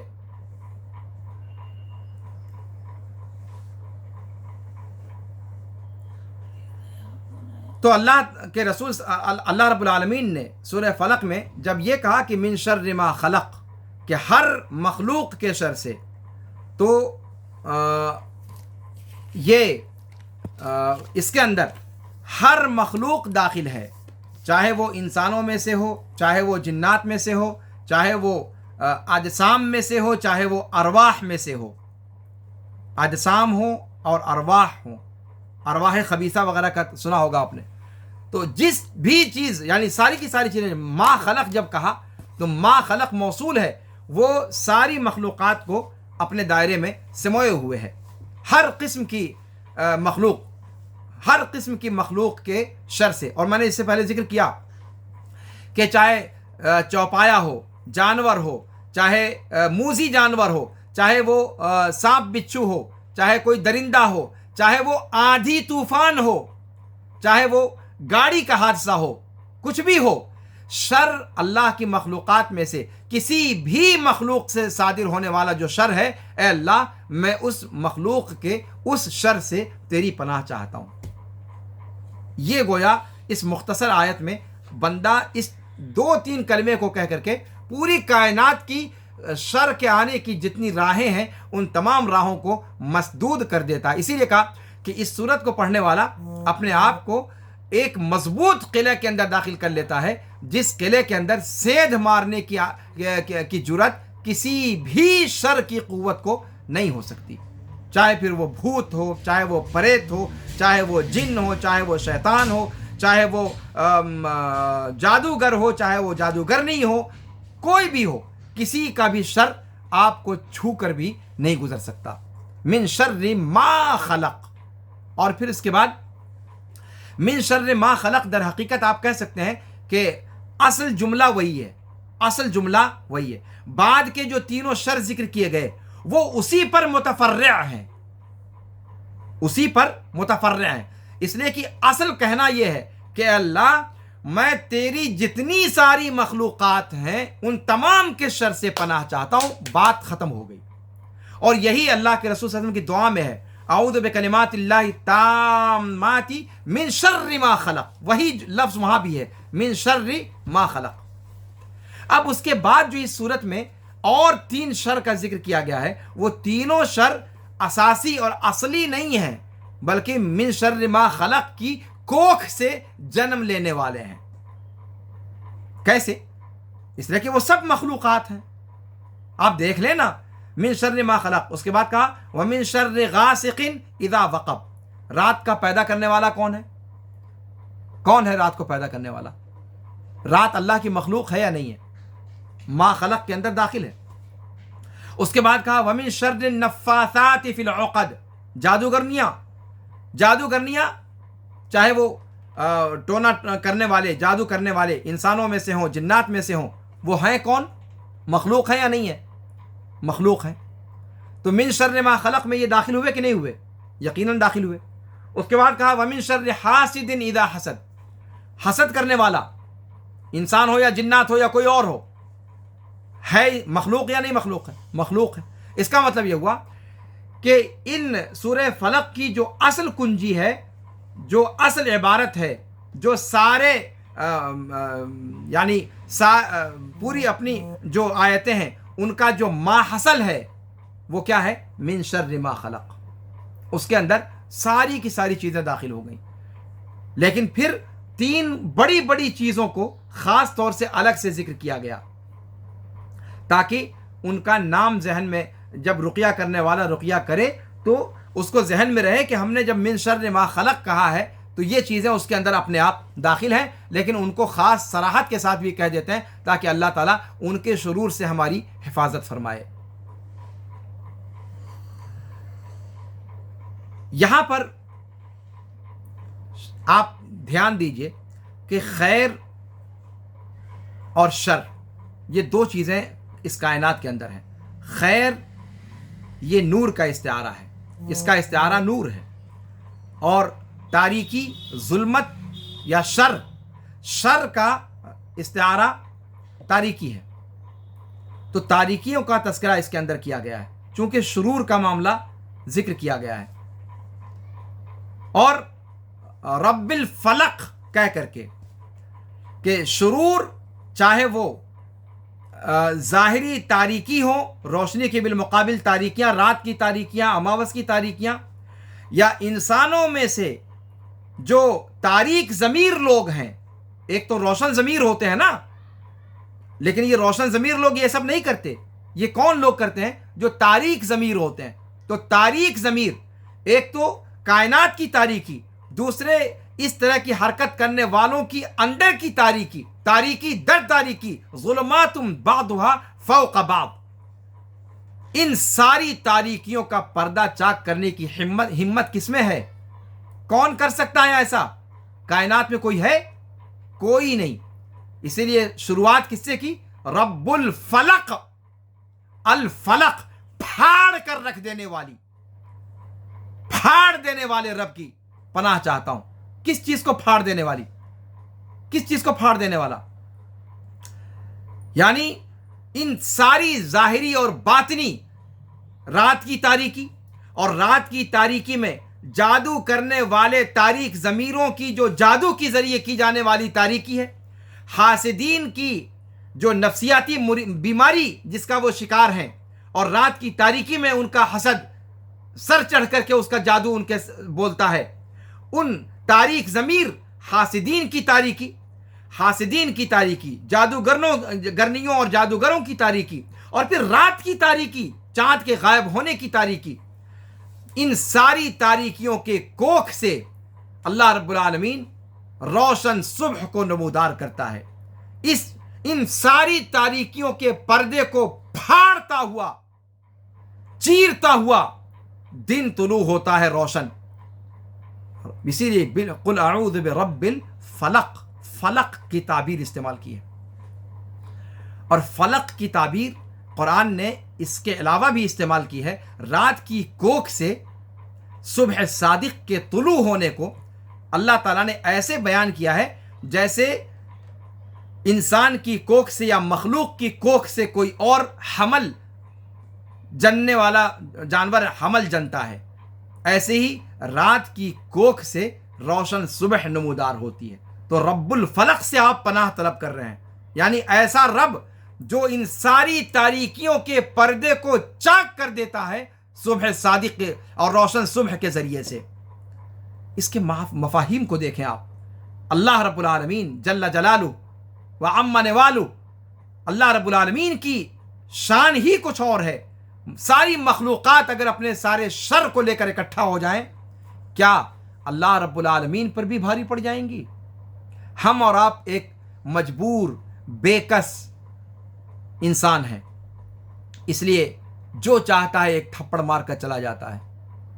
इंसान को कोई जादूगर जादू करके चला जाता है, कोई नजर बद वाला नज़र लगा कर चला जाता है, कोई हासिद हसद करके चला जाता है, और नहीं तो कोई पहलवान है तो सामने से आकर आप पर जड़ भी देता है। हम और आप मजबूर हैं, नाकिस हैं, कमज़ोर हैं, लेकिन क्या हमारा खालिक भी? यहाँ बंदा अपने आप को अपने रब की पनाह में दे देता है, जो सारी तारीकियों को फाड़ कर रख देने वाली, सुबह नमूदार करने वाला है, सारी तारीकियां, सारी मुसीबतें ख़त्म कर देने वाला है। तो उस रब की पनाह बंदा चाहता है।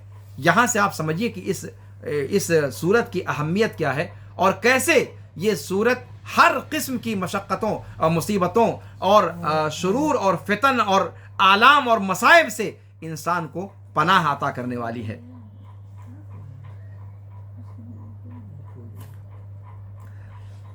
आम तौर से इस सूरत के अंदर जिन शर का जिक्र किया गया है उनमें ज़्यादा ताल्लुक इंसान की तरफ से सादिर होने वाले शुरूर का है, लेकिन इसके बाद वाली सूरत जो आ रही है उसमें जिस शर का जिक्र किया गया है वो इंसान नहीं, वो ज़्यादातर जिन्नात की तरफ से। हालांकि मिनल जिन्नति वन्नास कहा गया है, लेकिन ज़्यादातर वो शर जिन्नात की तरफ से, शैतान की तरफ से आता है।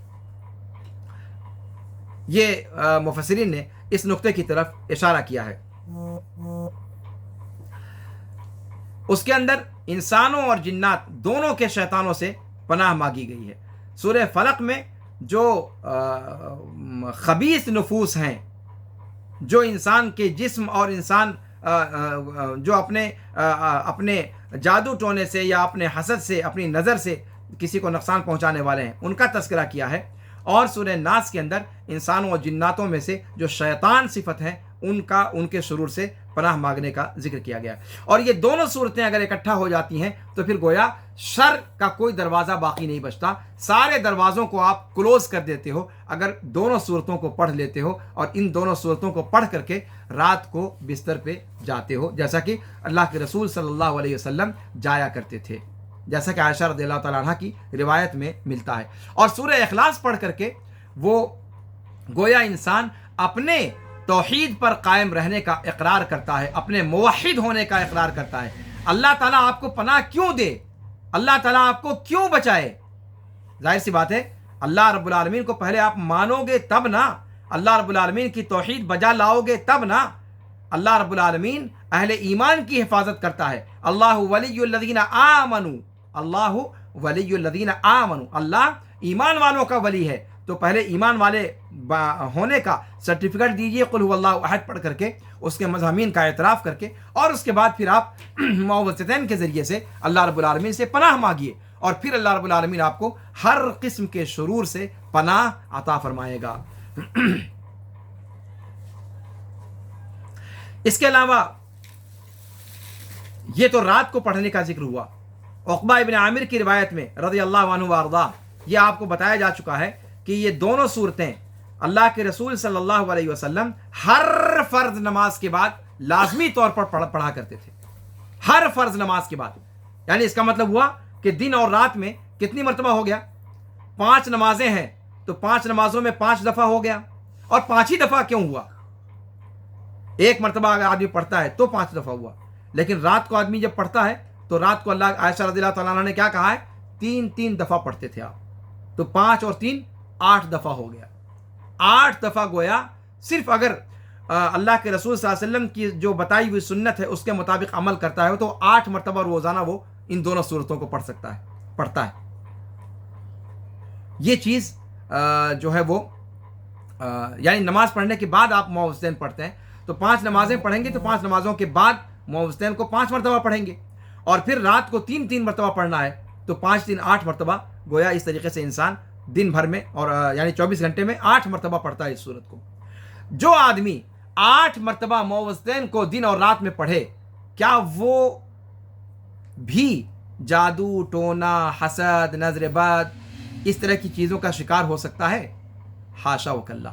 اگر وہ اللہ کی قسم نہیں ہو سکتا، اگر وہ پورے اذعان اور یقین کے ساتھ اللہ رب العالمین پر ایمان رکھتے ہوئے وہ اس کو پڑھتا ہے اور اللہ پر یقین کامل اور بھروسہ ظاہر کرتے ہوئے، تو اللہ کی قسم اسے کوئی چیز نقصان نہیں پہنچا سکتی. لازمی چیز ہے یہ. اللہ کے رسول صلی اللہ علیہ وسلم نے کیا فرمایا کہ ما تعوذ متعوذ بمثلہما، کسی پناہ طلب کرنے والے نے ان دونوں صورتوں کی طرح سے پناہ طلب نہیں کی. یعنی جو پناہ آپ کو یہ 2 صورتوں کا پڑھنا عطا کرے گا وہ پناہ کسی اور چیز سے آپ کو مل ہی نہیں سکتی. اور آپ جانتے ہیں کہ اللہ کے رسول صلی اللہ علیہ وسلم پر بالفعل جو جادو کر دیا گیا تھا، اس جادو کو حل کرنے میں، اس جادو کو توڑنے میں انہی معوذتین کا کردار تھا.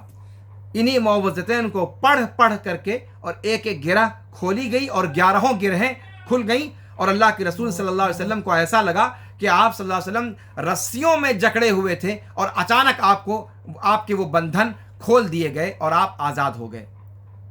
پریکٹیکل اللہ کے رسول صلی اللہ علیہ وسلم پر خود کیا جا چکا ہے، اور جو چیز اتنی آزمودہ ہو اس کے بارے میں کسی قسم کے شک اور شبہے کی گنجائش نہیں ہے.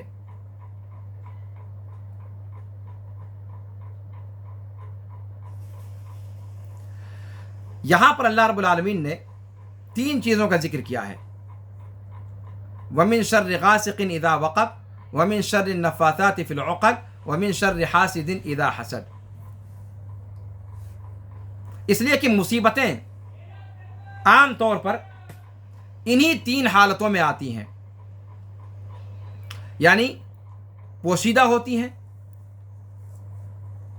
اور رات کو غشا کے طور پر استعمال کرتی ہیں، پردے کے طور پر استعمال کرتی ہیں.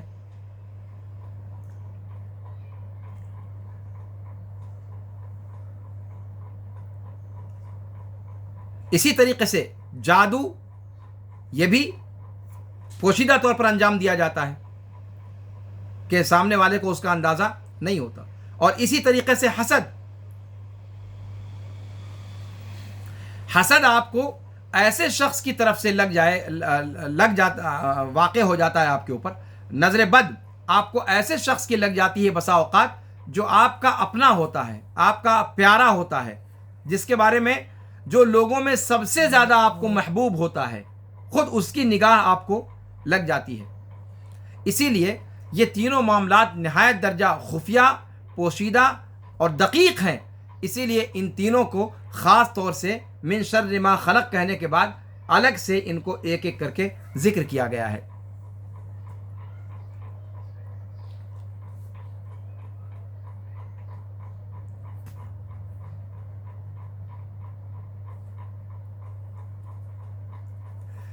اور یہاں پر جو اللہ رب العالمین کی صفت استعمال کی گئی ہے، اللہ رب العالمین کے لیے جو لفظ استعمال کیا گیا ہے وہ رب ہے، اللہ کا لفظ نہیں بولا گیا. قل اعوذ برب الفلق، رب کا لفظ یہاں پر ترجیحی طور پر استعمال کیا گیا ہے. کیوں؟ اشارہ دینے کے لیے کہ اللہ رب العالمین اس رب کی پناہ میں آتا ہوں جو اپنے مربوب پر احسان کرنے والا ہے اور جو نعمتوں کو لانے والا ہے اور جو سزاؤں کو ٹالنے والا ہے، اس رب کی پناہ میں آتا ہوں جس نے شروع سے لے کر کے مجھے اپنی نگرانی میں رکھا، میری حفاظت فرمائی، اس رب کی پناہ میں چاہتا ہوں۔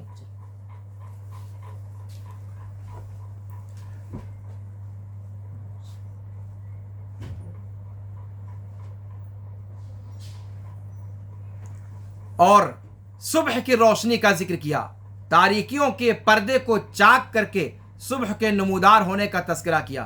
وہ صبح جو تاریکیوں کے سارے لشکروں کو شکست فاش دے کر اور پورے اپنے جاہ و جلال کے ساتھ نمودار ہوتی ہے، یعنی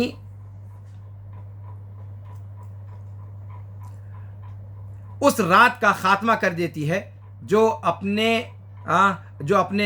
پردے میں اس قسم کے خبیث نفوس کو چھپائے ہوئے رہتی ہے، اس کو وہ آشکار کر دیتی ہے، اس کو صبح آ کر کے آشکار کر دیتی ہے، گویا ظلمتوں کے پردے کو چاک کرتی ہوئی نمودار ہوتی ہے۔ اسی لیے اللہ رب العالمین نے ذکر کیا کہ اللہ رب العالمین وہ مومنوں کا ولی ہے، اور مومنوں کا ولی ہونے کی وجہ سے وہ اپنے بندوں کو تاریکیوں کے لشکر سے نور کی طرف نکالتا ہے۔ سورہ بقرہ آیت نمبر 257 میں رب العالمین فرماتا ہے کہ اللہ ولی الذین آمنوا یخرجہم من الظلمات الی النور، کہ اللہ رب العالمین وہ ان لوگوں کا ولی ہے، کارساز ہے جو ایمان لائے۔ کیا کرتا ہے اللہ تعالیٰ؟ انہیں تاریکیوں کے لشکر سے الی النور، نور کی طرف نکال لاتا ہے۔ والذین کفروا اولیاؤہم الطاغوت یخرجونہم من النور الی الظلمات، تاریکیاں در تاریکیاں۔ اور وہ لوگ جنہوں نے کفر کیا ان کے کارساز طاغوت ہیں جو انہیں روشنی سے نکال کر تاریکیوں کی طرف لے جاتے ہیں۔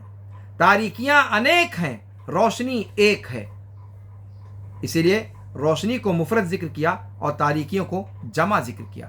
تاریکیاں، رات کی تاریکیاں، حاسد کے حسد کی تاریکیاں، جادوگر کے جادو اور ٹونے کی تاریکیاں،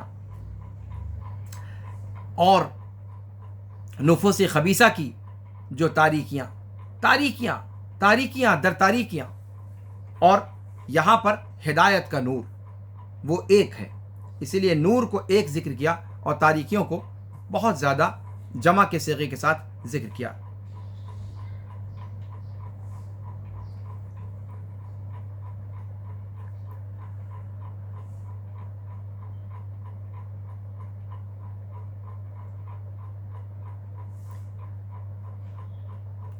اور وہ واقعہ جو آپ کو میں نے بتایا کہ ابی بن کعب رضی اللہ عنہ سے پوچھا گیا تھا کہ قل اعوذ برب الفلق کیسے کہیں، جیسے اگر آپ کو کہا جائے کہ سبحان اللہ کہو، مثال کے طور پر آپ سے کہا جائے کہ قل سبحان اللہ، تو آپ صرف سبحان اللہ کہیں گے یا قل سبحان اللہ آپ بھی کہیں گے؟ آپ صرف سبحان اللہ کہیں گے۔ قل سبحان اللہ آپ کو حکم دیا گیا، تو جواب میں آپ کہیں گے سبحان اللہ، یہی تو ہونا چاہیے۔ لیکن یہاں پر ایسا نہیں ہے، اعوذ برب الفلق، قل اعوذ برب الفلق کہا گیا کہ اے تم لوگ کہو، اے نبی صلی اللہ علیہ وسلم کہو اعوذ برب الفلق، تو پھر ہونا یہ چاہیے کہ قرآن کے اندر اعوذ برب الفلق سے ہونا چاہیے۔ قل کیوں ذکر کیا گیا؟ تو اس کا جواب اللہ کے رسول صلی اللہ علیہ وسلم نے کیا دیا کہ مجھ سے ایسے ہی کہا گیا تو میں نے ویسے ہی کہا جیسے مجھ سے کہا گیا، ٹھیک ہے۔ اس آپ صلی اللہ علیہ وسلم کے جواب میں معتزلہ اور جہمیہ پر رد ہے، معتزلہ اور جہمیہ پر رد ہے، جو یہ کہتے ہیں کہ یہ کلام اللہ کے رسول صلی اللہ علیہ وسلم کا اپنا کلام ہے، جو یہ کہتے ہیں کہ یہ کلام اللہ کے رسول صلی اللہ علیہ وسلم کا اپنا کلام ہے، یہ اللہ کا کلام نہیں ہے۔ دیکھیں یہ اللہ کا کلام کیسے نہیں ہے؟ اگر اللہ کا کلام نہ ہوتا تو یہاں اللہ کے رسول صلی اللہ علیہ وسلم قل کو حذف کر سکتے تھے، لیکن نہیں کیا، حالانکہ معنی کے اعتبار سے وہ چیز الجھن بن رہی ہے، لیکن نہیں کیا۔ اور یہ دلیل ہے اس بات کی کہ آپ پر جیسے اوپر سے اتارا گیا ویسے ہی آپ نے اس کو امت تک پہنچا دیا اور ویسے ہی امت کو پڑھنا ہے۔ اس کا مطلب یہ منزل من اللہ ہے، لفظاً و معنن پورے طور پر۔ اس کے حروف، اس کے کلمات وہ سب اللہ کی طرف سے ہیں۔ معتزلہ اور جہمیہ جیسا کہتے ہیں وہ بات ان کی درست نہیں ہے۔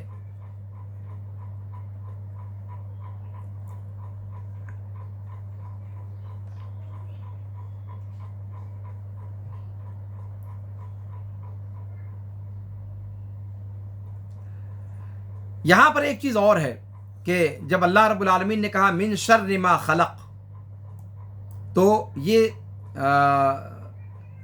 اس بات کی دلیل ہے کہ شر بھی اللہ رب العالمین کا پیدا کردہ ہے، خیر بھی اللہ نے پیدا کیا ہے اور شر بھی اللہ کا ہی پیدا کردہ ہے، اللہ ہی کی مخلوق ہے۔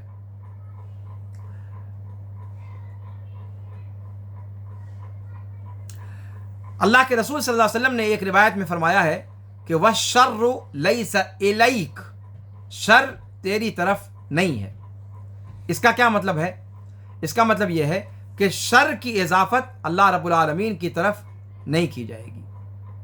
شر مخلوق کی طرف اس کو مضاف کر کے بولا جائے گا، اللہ رب العالمین کی طرف نہیں۔ اللہ رب العالمین نے شر کو مقدر کیا ہے اس کے مفعولات میں، شر کے مفعولات میں، اور شر کو جو اللہ نے مقدر کیا ہے وہ بڑی حکمتوں کے ساتھ اس کو جو ہے مقدر کیا ہے۔ اس کے اندر جو مصالح پوشیدہ ہیں ان کی وجہ سے اللہ رب العالمین نے کیا ہے۔ تو اللہ رب العالمین نے مفعول، اور آپ جانتے ہیں کہ مفعول اور فعل اور فاعل کے درمیان فرق ہے، تو فاعل اللہ رب العالمین ہے اور وہی مقدر کرنے والا ہے، اور اس میں کوئی شک نہیں کہ ہم ہر حالت میں اللہ رب العالمین کے کام کی، اللہ رب العالمین کے افعال کی تعریف کریں گے، اور اللہ کا فعل بھی ہر حال میں خیر ہے۔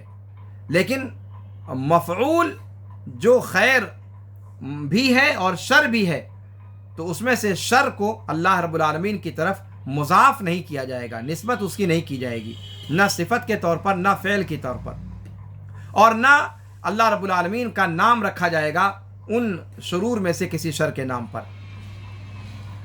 تو یہ چیز بھی یہاں سے ہمیں اس کا اشارہ ملتا ہے۔ اور وَمِن شَرِّ النَّفَّاثَاتِ فِي الْعُقَدِ سے ہمیں اس بات کا بھی پتہ چلتا ہے کہ جادو اور ٹونا حق ہے، اس کے اندر تاثیر ہوتی ہے، وہ انسان پر اثر انداز ہوتا ہے۔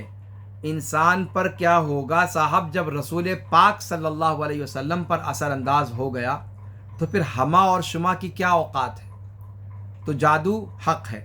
اس لیے معتزلہ وغیرہ جو جادو ٹونے کا انکار کرتے ہیں ان کے اوپر یہ آیت کریمہ رد ہے، وَمِن شَرِّ النَّفَّاثَاتِ فِي الْعُقَدِ۔ وہ لوگ جادو ٹونا کو نہیں مانتے، وہ کہتے ہیں کہ یہ چیزیں درست نہیں ہیں، یہ چیزیں حق نہیں ہیں، لیکن یہ چیزیں حق ہیں اور یہ رونما ہوئیں، وقوع پذیر بھی ہوئیں۔ جادوگر کا بھی نام معلوم ہے، جادو جو کیا وہ بھی معلوم ہے، جہاں اس کو رکھا وہ بھی معلوم ہے، جس پر کیا وہ بھی معلوم ہے۔ ساری چیزیں اللہ کے رسول صلی اللہ علیہ وسلم کے زمانے ہی میں پیش آ چکی ہیں۔ اس لیے جادو اور ٹونے کا انکار کرنا یہ قرآن کا انکار کرنا ہے، حدیث کا تو بعد میں ہم کہیں گے، قرآن کا انکار کرنا ہے۔ یہ جادو اور ٹونا حق ہے، اس کی تاثیر ہوتی ہے اور اس کی ایک حقیقت ہے، لیکن یہ یاد رکھنا چاہیے کہ اللہ رب العالمین جب چاہے گا تبھی وہ جادو اثر کرے گا، ورنہ وہ اثر نہیں کرے گا۔ وَمَا هُمْ بِضَارِّينَ بِهِ مِنْ أَحَدٍ إِلَّا بِإِذْنِ اللَّهِ۔ قرآن کے اندر سورہ بقرہ کے اندر جو آیت السحر کے نام سے مشہور ہے، اس کے اندر یہ جملہ موجود ہے کہ وہ کسی بھی شخص کو کوئی بھی نقصان نہیں پہنچا سکتے الا بإذن اللہ، مگر اللہ رب العالمین کے حکم سے۔ تو معاملہ یہ ہے کہ یہ ساری چیزیں گرچہ حق ہیں لیکن ہوتی اللہ کے اشارے سے ہیں۔ اگر اللہ رب العالمین نہ چاہے تو کسی جادوگر کا کوئی جادو ہمارے اوپر اثر انداز نہیں ہو سکتا۔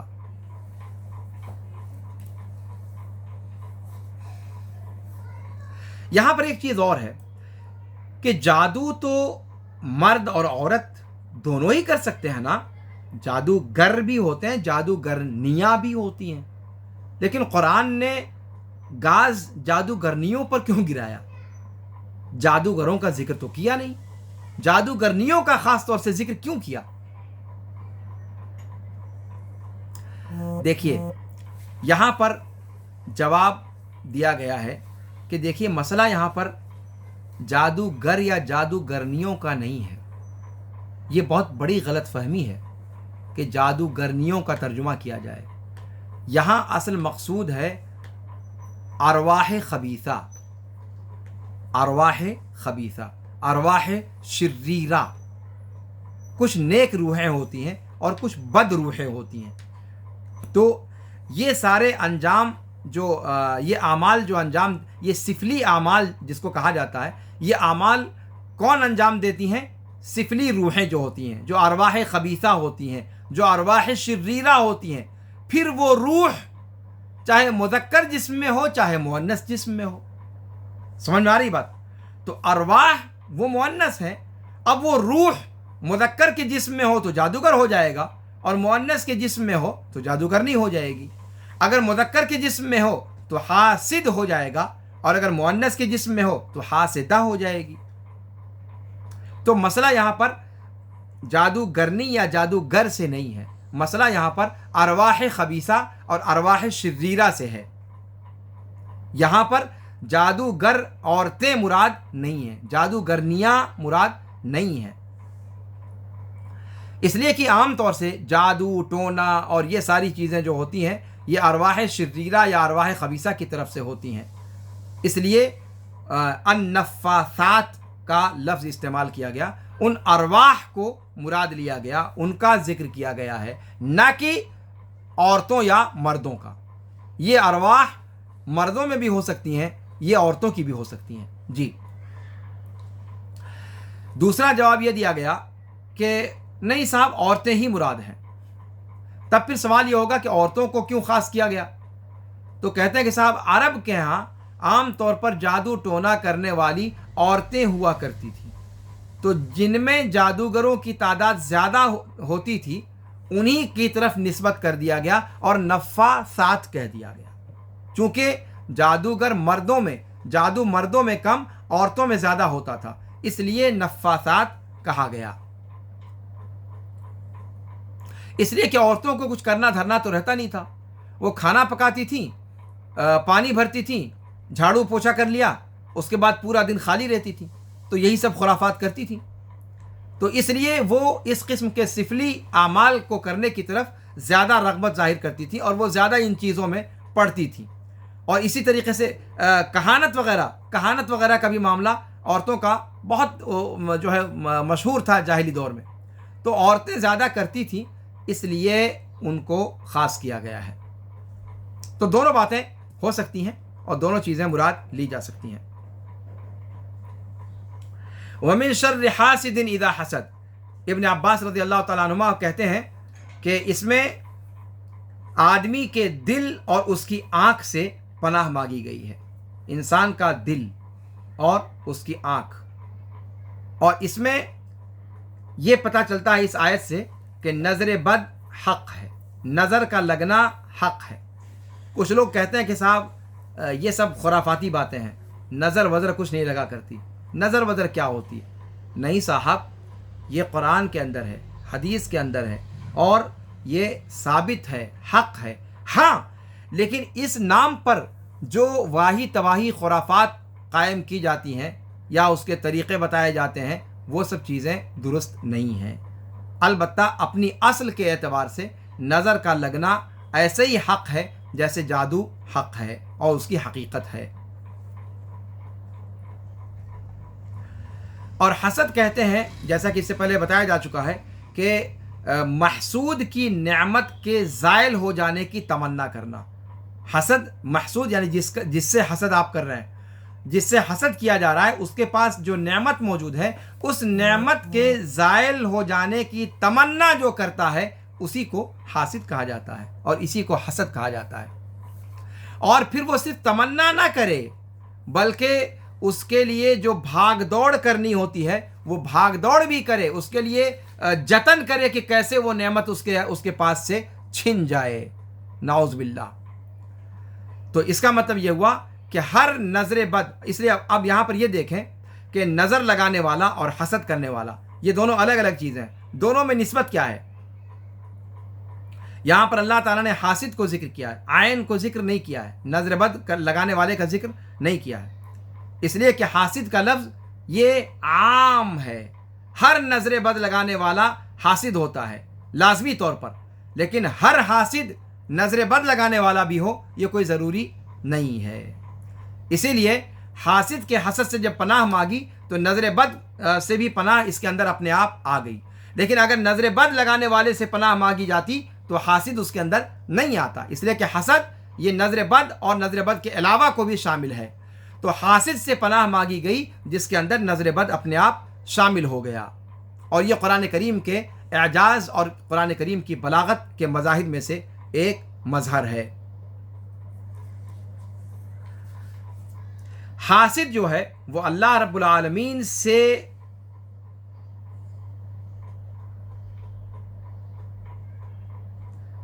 لڑائی کرتا ہے، گویا حسد کرنے والا اللہ رب العالمین کو اپنے مد مقابل لاتا ہے۔ بعض حکما نے یہ بات کہی ہے، کیسے؟ کہتے ہیں کہ سب سے پہلی بات تو یہ کہ اللہ کی دی ہوئی کسی پر کوئی نعمت ہے اس کو اس نے ناپسند کیا اس اعتبار سے، اور دوسری بات یہ کہ اللہ نے اسے جو دے رکھا ہے وہ اس سے ناخوش ہے، اس اعتبار سے وہ اللہ رب العالمین کے سامنے اپنے آپ کو لا رہا ہے۔ تیسرے نمبر پہ اللہ رب العالمین کے جو افعال ہیں وہ اس پر گویا اعتراض کر رہا ہے۔ اللہ رب العالمین جسے چاہے دے دے، جسے چاہے نہ دے، تو وہ اللہ رب العالمین کے فضل میں بخیلی کا ارتکاب کرنا چاہتا ہے۔ تیسرا یہ، چوتھا یہ کہ اللہ رب العالمین کے نیکوکار بندوں کا ساتھ چھوڑ دیتا ہے اور انہیں وہ رسوا کرنا چاہتا ہے اور ان کی نعمتوں کو وہ ختم کرنا چاہتا ہے۔ اور پانچویں چیز یہ کہ وہ اپنے دشمن ابلیس کی مدد کر رہا ہوتا ہے اپنے حسد کے ذریعے سے۔ تو گویا یہ 5 طریقے ہیں یا 5 وجہیں ہیں جن سے حسد کرنے والا در حقیقت اللہ رب العالمین کو للکار رہا ہوتا ہے۔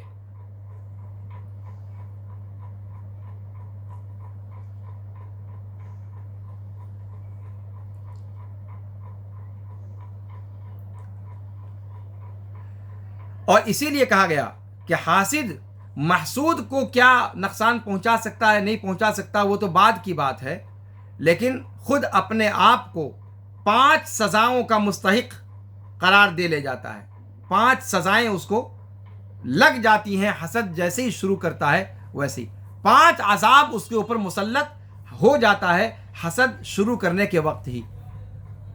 اب محسود کو کیا اس سے نقصان پہنچے گا وہ تو بعد کی چیز ہے، اور وہ 5 عذاب کیا اس کے اوپر مسلط ہو جاتا ہے کہ اللہ تعالیٰ اس کو ایسا غم دے دیتا ہے کہ جو غم اس سے کبھی ختم ہونے والا نہیں ہے، لگاتار غم اس کے اندر مبتلا ہو جاتا ہے۔ دوسری بات، وہ ایک ایسی مصیبت میں پڑ جاتا ہے جس پر کوئی اجر بھی اللہ تعالیٰ کی طرف سے نہیں ملتا ہے۔ تیسری بات، وہ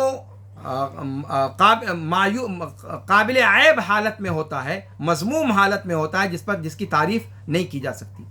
چوتھے نمبر پہ اپنے رب پر وہ ناراض ہوتا ہے، اور 5ویں نمبر پہ اس پر توفیق کے دروازے اللہ تعالیٰ بند کر دیتا ہے۔ یہ اللہ رب العالمین کی طرف سے حاسد کے اوپر 5 سزائیں ہیں جو اللہ تعالیٰ حسد کرنے والے کو اسی دنیا میں حسد کرنے کے وقت دے دیتا ہے۔ محسود کو جس سے حسد کر رہا ہے اس کو کیا لاحق ہوتا ہے نہیں لاحق ہوتا ہے وہ تو بعد کی چیز ہے۔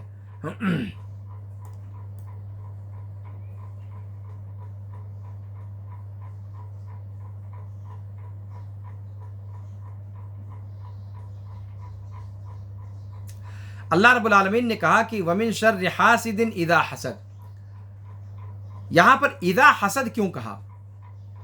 مطلب یہ بھی تو کہا جا سکتا تھا کہ حسد کرنے والے کے شر سے پناہ چاہتا ہوں، حاسد کے شر سے پناہ چاہتا ہوں جب وہ حسد کرے، جب وہ حسد کرے۔ اس سے مفسرین نے یہ مراد لیا ہے کہ اگر وہ حسد کو اپنے دل میں رکھے ہوئے ہیں تو اس کا کوئی مسئلہ نہیں، لیکن جب وہ کچھ کر گزرے، اپنے حسد کو عملی پیکر دے دے، تب وہ اس کا حسد نقصان دہ ہوتا ہے، چاہے وہ حسد اپنے قول کے ذریعے سے یا اپنے کسی فعل کے ذریعے سے یا اپنے نظر بد کے ذریعے سے، جب وہ اس کو لاگو کر دے، جب اس کو ایگزیکیوٹ کر دیتا ہے، تب اس کا اثر سامنے والے پر پڑتا ہے۔ اور پناہ اس کے اثر سے کی گئی ہے، اگر صرف اس کے دل کے اندر ہے، ایگزیکیوٹ نہیں کیا اس نے، نہ آنکھ کے راستے، نہ گفتگو کے راستے، نہ اپنے کسی افعال، اپنے فعل سے، تو اس سے پناہ نہیں مانگی گئی۔ کیا کہا؟ وَمِن شَرِّ حَاسِدٍ اِذَا حَسَد، جب وہ بالفعل حسد کا ارتکاب کرے، چاہے اپنی آنکھ سے، چاہے اپنی زبان سے، چاہے اپنے اعضاء و جوارح سے، افعال سے۔ تو اس سے مفسرین نے یہ سمجھا کہ حاسد کا حسد نقصان دہ نہیں ہے، جب تک اس کا حسد ایگزیکیوٹ نہیں ہو جاتا، تب تک وہ نقصان دہ نہیں ہے۔ اسی لیے کہا گیا کہ حاسد کی آنکھیں انسان کو قتل کر دینے والی ہیں، لیکن اگر وہ اپنے حسد کو دل میں چھپائے بیٹھا ہے، اس کو ایگزیکیوٹ نہیں کرتا ہے، اس کے مطابق وہ کوئی تصرف نہیں کرتا ہے، تو اس کا شر کمزور ہے۔ شر تب بھی ہے، لیکن اس وقت اس کا شر کمزور ہے۔ حاسد نقصان کب پہنچاتا ہے؟ جب اس کا حسد فعل سے یا قول سے یا آنکھ سے ظاہر ہو جائے، یعنی جب محسود کو شر پہنچانے پر وہ اپنے آپ کو ابھار لے، انگیخت کر لے، اس کے برائیوں کے پیچھے پڑ جائے یا اس کی لغزشوں کی جستجو میں پڑ جائے، تو تب وہ حسد جو ہے وہ اس کا نقصان سامنے والے تک پہنچتا ہے۔ اور حسد یہ وہ گناہ ہے جو جس کا ارتکاب اس کائنات میں تو بعد میں ہوا، آسمان ہی میں اس گناہ کا ارتکاب کیا جا چکا ہے۔ یاد کیجئے، یہ وہ گناہ ہے حسد جس کو اس کائنات میں تو بعد میں ہم سے اور آپ سے سرزد ہوا۔ یہ وہ گناہ ہے جو سب سے پہلے آسمان ہی میں سرزد ہو چکا ہے، آسمان میں بھی سرزد ہو چکا ہے۔ اور وہ کب؟ کہتے ہیں وَأَوَّلُ ذَنْبٍ عُصِيَ بِهِ فِي الْأَرْضِ، یہ پہلا گناہ ہے جو آسمان میں جو سب سے پہلے رونما ہوا، اور یہی پہلا گناہ ہے جو زمین میں بھی سب سے پہلے رونما ہوا۔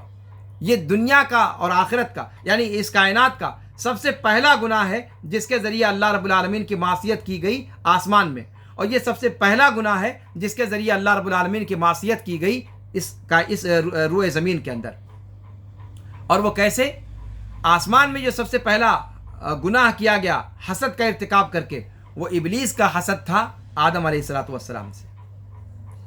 اور سب سے پہلا گناہ جو اس روئے زمین پر سرزد ہوا وہ بھی حسد ہی تھا، اور وہ کیسے؟